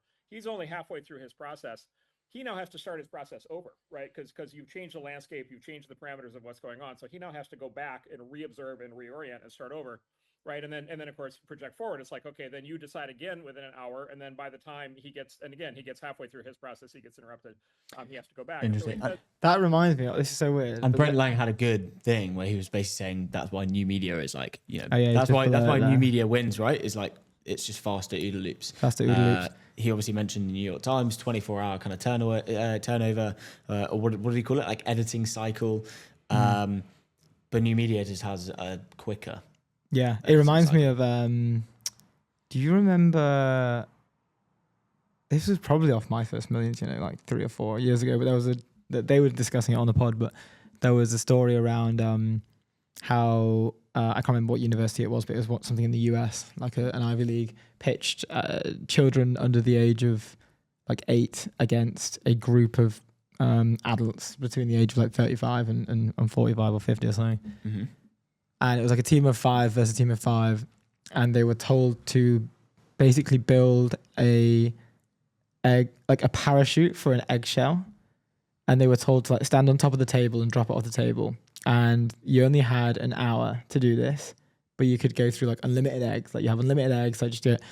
And like the adults spent, in a way where it's similar to like the OODA loops, like the adults spent the whole like 50 minutes building one egg and making sure it was all right. And like being like, the kids just like got one, broke it straight away, like built another one, broke it straight away. And they went through like 4 or 5 iterations of that egg. And then in the end, when they came to like actually deploy it, because they were experienced, like their like research framework was changing context so fast because they would like break it. Okay, what did we just learn? That cool. Yeah. Rebuild. What did we learn? That rebuild.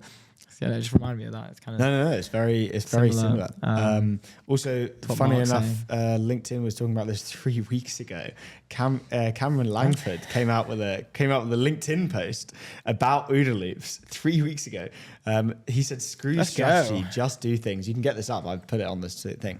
Screw strategy, just do things. That's the comms lesson we can take from James Boyd, the Kermadjianli. Don't know, can't pronounce that. Air Force colonel who invented the OODA loop. OODA stands for Observe, Orient, Decide, and Act. Boyd saw this rapid decision-making as key to success in modern warfare, where conditions change more quickly than old models accounted for. His insight was that winners didn't have a perfect strategy. They had the ability to make decisions faster, learn from them, and iterate. Similar to what we were talking about with Intercom, by the way. That's the best approach for comms too. In a media environment that's always changing, first movers have an unfair advantage. They can build strategies that work faster because they know the ground truth better than anyone. Rare LinkedIn W. Rare LinkedIn W. Only 17 likes as well. I don't even know how I found that. Tough one for Cameron. What the hell is that word? I've never seen that word before. No, it's I think it's a place. I think it's a place. The curmudgeonly Air Force colonel. Maybe our producer can search that up and figure if that's a place. Thanks. I don't think it is a place. I don't know. It would be capitalized if it was a place. Yeah, true. Yeah. It would have to be. I'm going to search it up. Never seen that in my life. Well done to Cameron Langford though. Is that 3 a weeks word? ahead of the game. Love to see it. It doesn't refer. No. So it's actually it's a word that means something that I've never heard about. Curmudgeonly. What was that? Describes a personal behavior that is bad-tempered, surly, cranky, and stubbornly. Cranky James Boyd. There you go. The cranky Air Force colonel. Learn something new every day. Invent the OODA loop. Yeah. Anyway, Polymarket, the world's largest prediction market. Stay informed and profit from your knowledge. Go to polymarket.com. Next on the show, we have the co-founder and CEO of Framer, our newest partner to partner up with ETN, the world's most European podcast. Before we do that, let's jump back into the town hall. Yeah, I want to get up. This is quite joke. I saw this attention span related.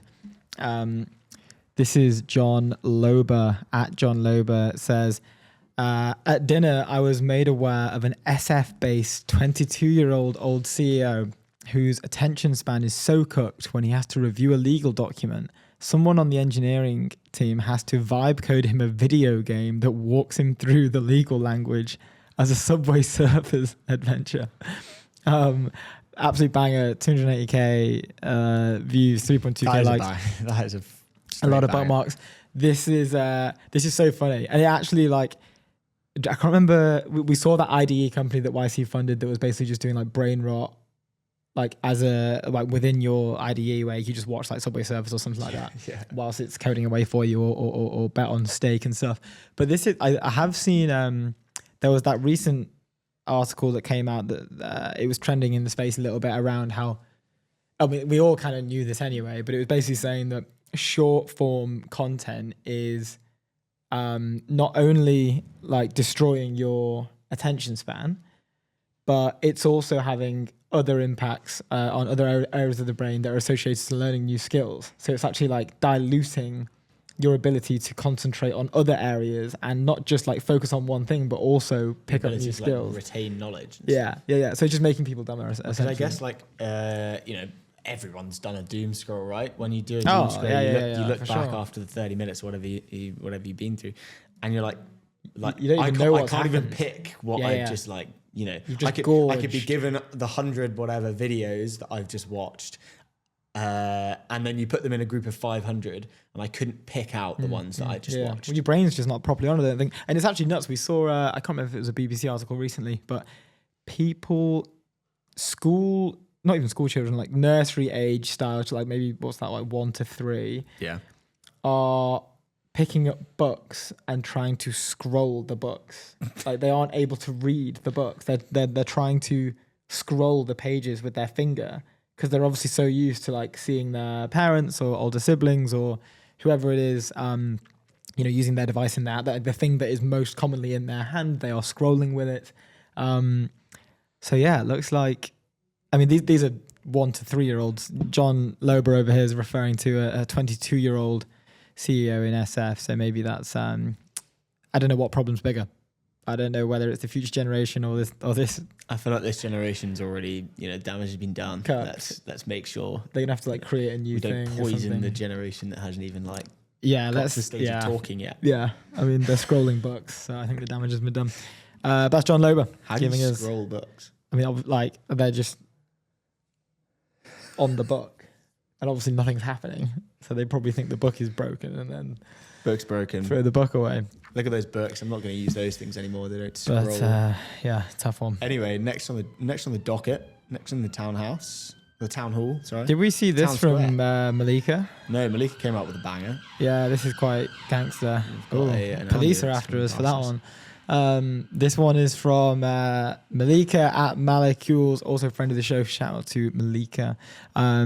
Killed it with this one. This is 1.1 million views. This is a lot more than it was when I last checked. Obviously, the sunlight has come out recently in a few European cities, including London, as we just found out with the Stripe CRO with Dubai. But Malika writes, in France, we use one app to find terrace with the best sunlight and the second app to find cheapest pint of beer in that area. If you're not Apero maxing with tech, then what is it good for? One of the cooler, more European use cases that we've had put through for vibe coding. I hadn't seen that tweet until just now, and that's jokes. That's so good. Banger, Malika, banger. How genius is that? So you can find I knew there were websites that you could find where the best sunlight was. I never knew this. Not just, but there's like it. I don't know many people, if not any people, other than Malika now, who actually actively use it to find the best sunlight spots. Paired with the best cheapest spot to grab yourself a nice cold, refreshing beer. That's super interesting. Yeah, pretty cool. Thought that was a dope one. Malika's finding and rocked it. 27k likes. She's finding 40 cents. When she's finding the cheaper beer. It's but like multiply that by average and beer. Vitamin D. Average beer consumption per day, 50. That pained me to even say it out loud. That is not the average beer consumption per day for one of us. In fact, we've actually not been drinking this year. We're Aperol maxing. Yeah, like not in Italy. We had a few beers to be fair. Aperol maxing, but it's been a dry Q1. Yeah, really. Fairly dry. Pretty good. We're locked in. It's fine. We did have a few the other week with and we can't say the company name. It's probably like that agency. We had a few with a great company. It was good. Anyway, let's talk about Diz Trader. Intercom is making lots of rounds in this show today. He says big failure pattern in the Web 2 era was making it extremely easy to do things that sadly no one wanted to do. A big failure pattern in the AI era is automating entire processes, workflows that actually no longer need to happen. So I saw this and I put it in because, in tech world and Twitter world and Showtimes, it's an eon ago. It's only from Feb 25th.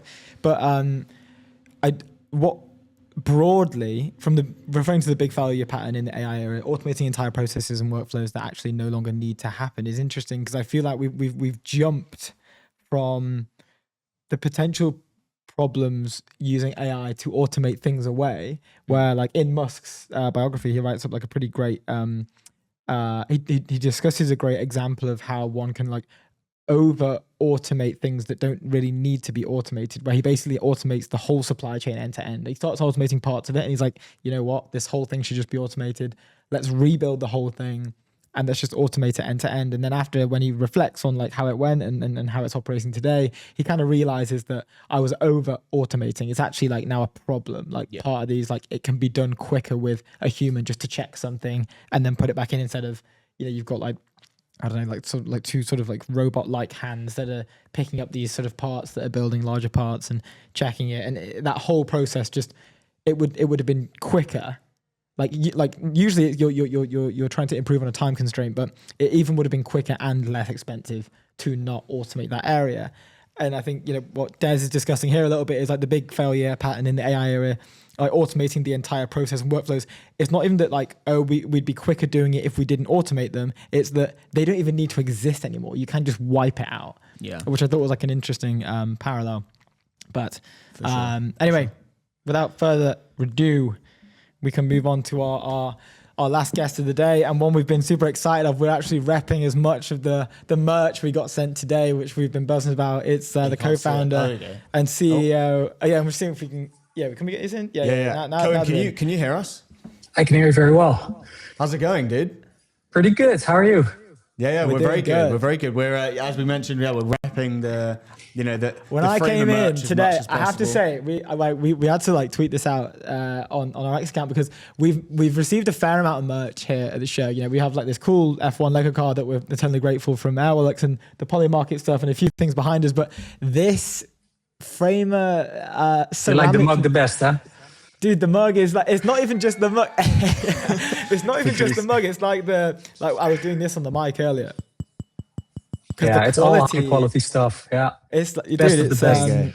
Yeah, exactly. We were buzzing with that. So this is my favorite piece. I still like the other stuff, but this is my favorite piece. Great. We're working on some cool keyboards too, so we'll send you some of those.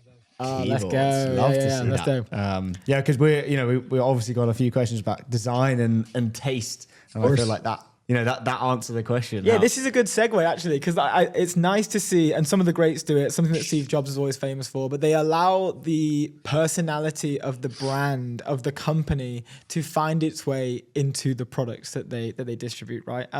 So let's talk about that, I guess. I mean, the merch pieces are, I guess, a microcosmic example of the quality that the Framer company and team adheres to. So we'd love to hear more about that.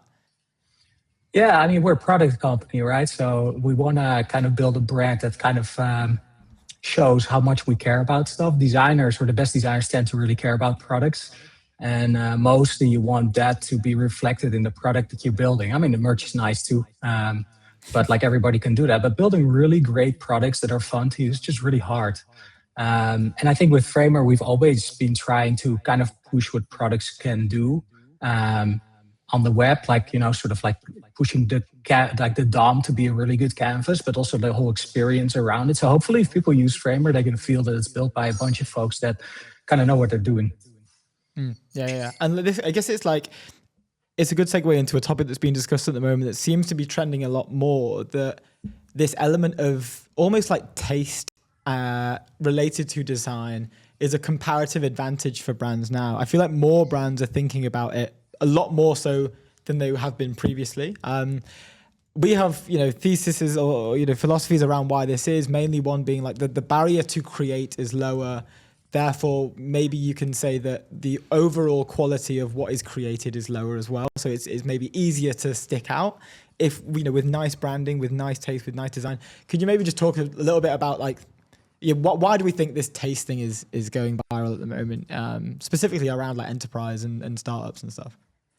Yeah, I think it's going viral because nobody really can tell where it's going as the dynamics change. So for the last 20 years, like you could really tell the difference between, let's say, Apple and the rest, or like really good products and the rest, right? And if there would be a good new brand, then you could basically do marketing by just building a really good product. And the dynamics were that stuff was hard to build or expensive to build. And now we've all started feeling in the last year or so that things are getting cheap to build. And it becomes almost a philosophical question, like what happens to taste then? Is that something where, like the folks with taste that couldn't build before now suddenly can ship great products as well? Or is there some sort of like taste marketplace out there where, as sort of the tools get better and the average taste kind of like goes up, then people are just expecting more? And the answer is we just have to find out.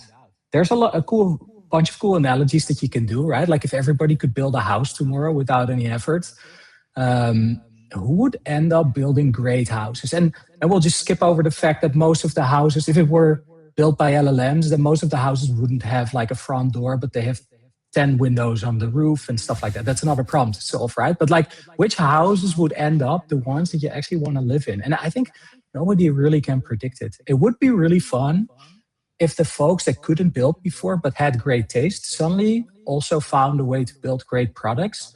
But I think that all the great product builders have a hard time believing that that's solved, that's a solved problem. I think we could get closer to that, and LLMs are obviously the way forward, but like getting there will probably take some time. Mm-hmm. Yeah, it's a topic that, I don't know, we've been using the term, it's to create something nice. I don't think the AI tools are like 100% there, no human in the loop, one click, one prompt, boom, you've one-shotted like an amazing design. I don't think that we're quite there. I think that'll still take some time. But it's almost that like to create a beautiful thing, you have to like spend cognitive credits. Like you have to think about it, you have to build it, you have to like actually put time and effort into it. And it's almost that you could argue that the amount of time that was spent on it is the thing that makes it beautiful in a weird way when we look at like that design aspect to it. So I guess like, is it possible to really marry those two, like the speed of creation with AI and the sort of the longevity piece around like high craftsmanship and design? Like, is that something that you can see being married in the future?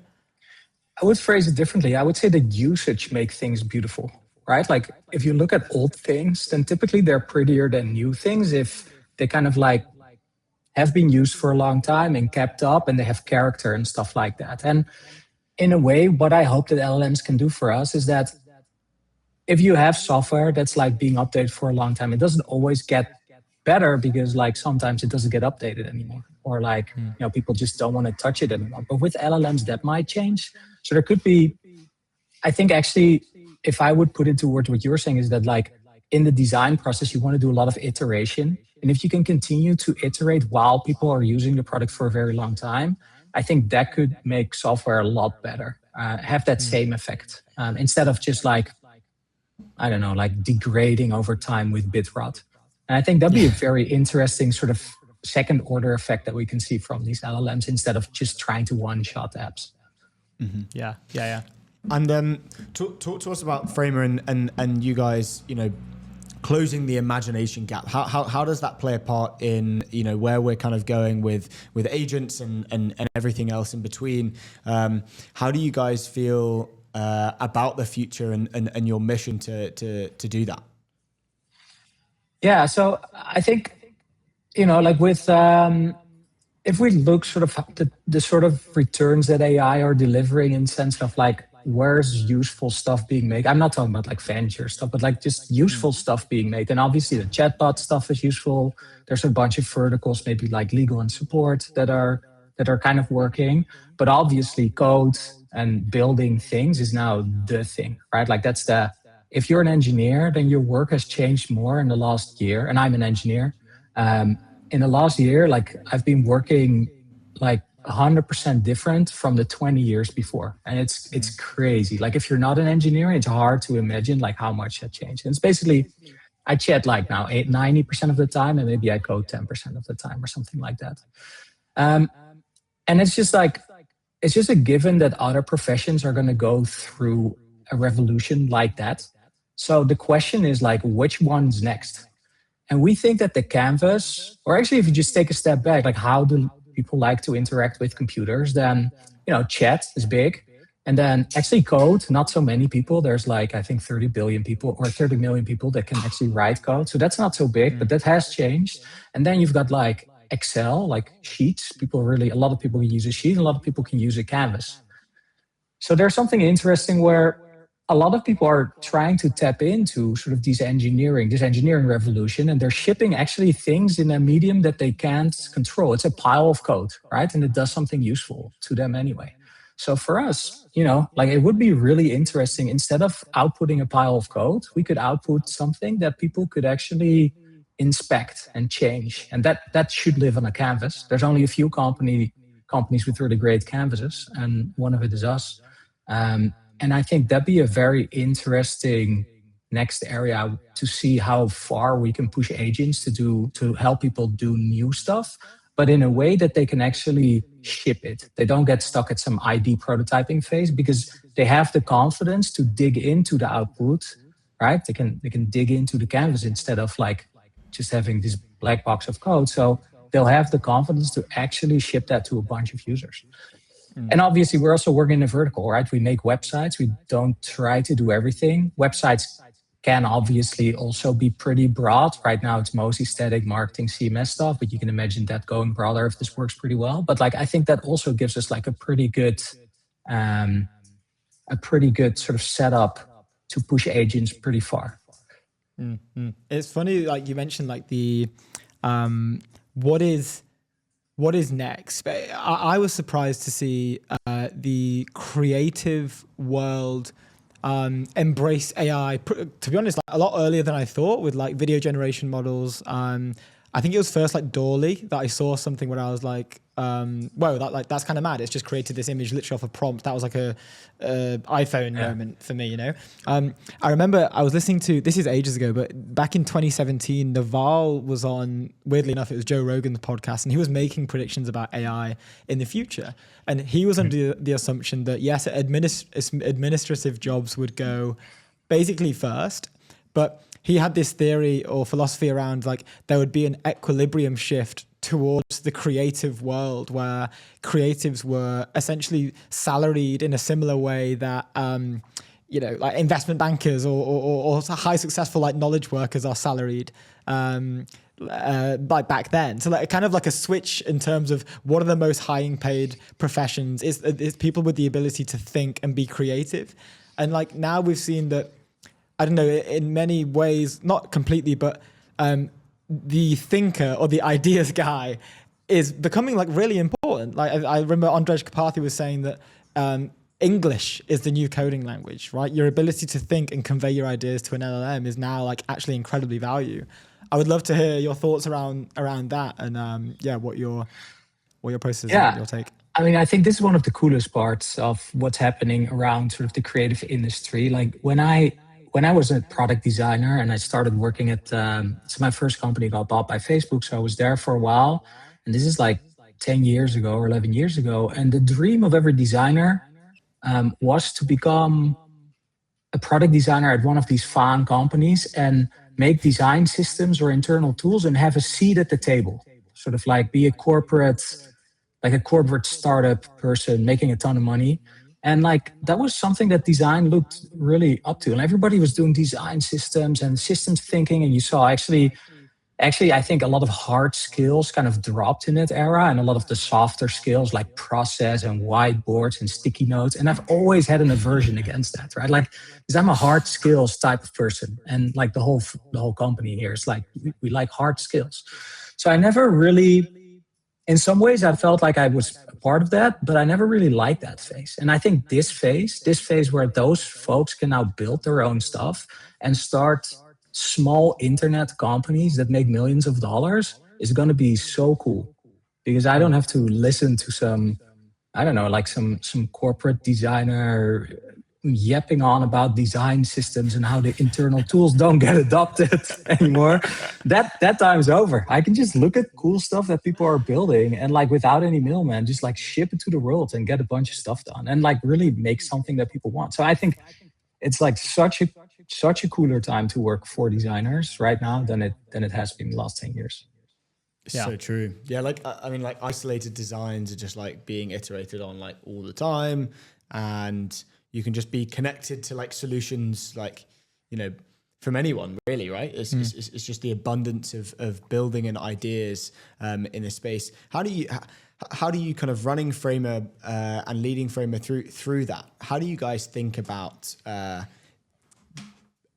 when you're, I guess, hiring and moving into different spaces and trying different products and all of that kind of stuff? How do you guys think about everything else that's going on and the abundance of different paths that you can take? How do you guys focus on like, no, we're going to go and do, this because I really believe in it? How does that work in your process of kind of thinking?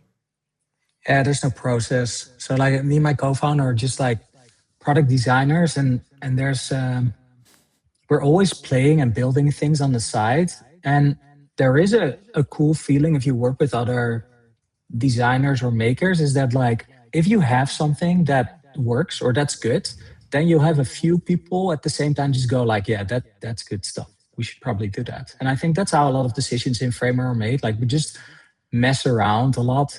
And then once in a while you see something, can be anyone in the company making it, could be a hackathon, could also be somebody just not listening to me for a couple of days and going off on some prototyping thing, and they'll show it off and you'll just have like 5 people agreeing that this is good stuff and we should probably do it.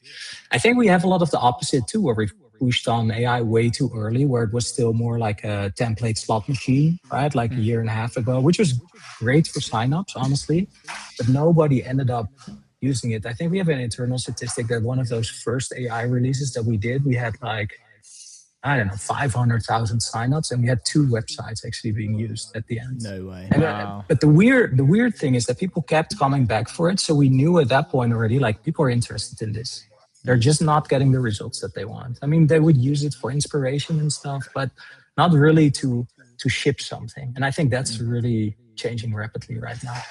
So yeah, I wish always that there's like a bunch of golden rules how we do it, but it's just like 5 good people in a room that agree that something is good. That's so cool. That's probably more efficient way to do it. But I have one last question. Small, right? So yeah. Yeah. Well, one last question, kind of related to what you just said. Then is this like you guys made a slight pivot, right? And like we were just reading about Owen Makabe's the Intercom story as well. They were known for doing like a really successful pivot where Intercom rebranded into FinAI, and he's just wrote a piece and like an article that we were discussing earlier about it. I would love to know about like your decision-making process when it comes to the pivot. A lot of it, Owen was saying in the article that you have to be ready to kind of destroy everything you love and like rebuild. I'd love to, what was your sort of vision through that pivot? How did it go? What was the thinking there? I'm guessing obviously AI related.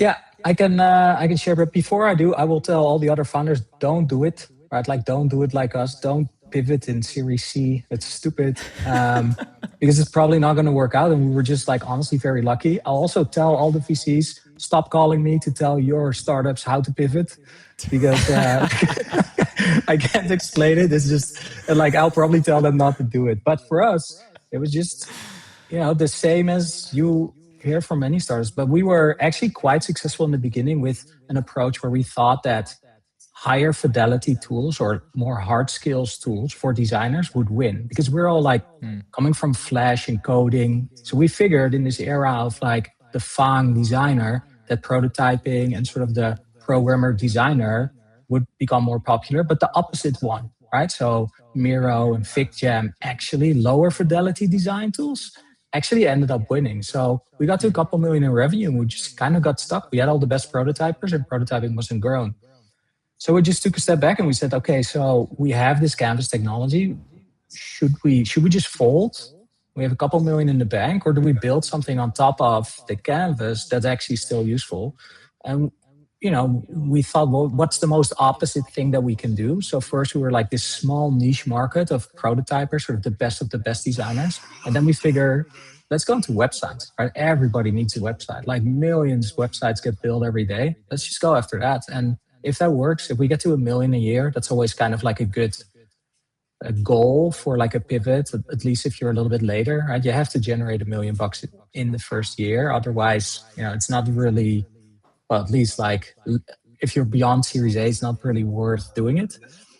And that worked. And honestly, that's a lot of luck as well, right? Like we couldn't, I'm I'm always happy to go. Like once we're IPO, I'll tell everybody it was like vision and that we all followed this up front. But yeah, it's like 50-50, you know, like we were quite surprised how well it's been going. And then now, because we're not, let's say, because our output is not mock-ups, but actually something that you deploy and use, I think we're very well aligned in this whole AI boom coming up. Because I think that if you own the mock-up, you might have a harder time. Because a mock-up is to get stakeholder bought in to build expensive things. And I think it's kind of hard to predict how useful that's going to be when stuff gets cheap to build. Yeah. Yeah. I mean, everyone, I mean, probably now, right? People can just sort of whip that up if they wanted to in terms of like an internal mock-up, you know, I'm assuming maybe a lovable. I think you'll just skip it, right? You just go like from ID to building it.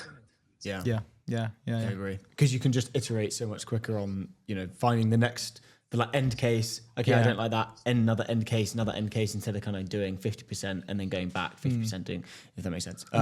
People like previously who couldn't do that, who didn't have access to reach, let's say, stage 5 of that ideation creation process. Now they can just jump to stage 5 with a couple prompts, like in Claude or something. Yeah, man. So interesting. Thank you so much for coming on. It's actually been a bit of a we've actually taken 5 minutes more of your time than Thank you very much.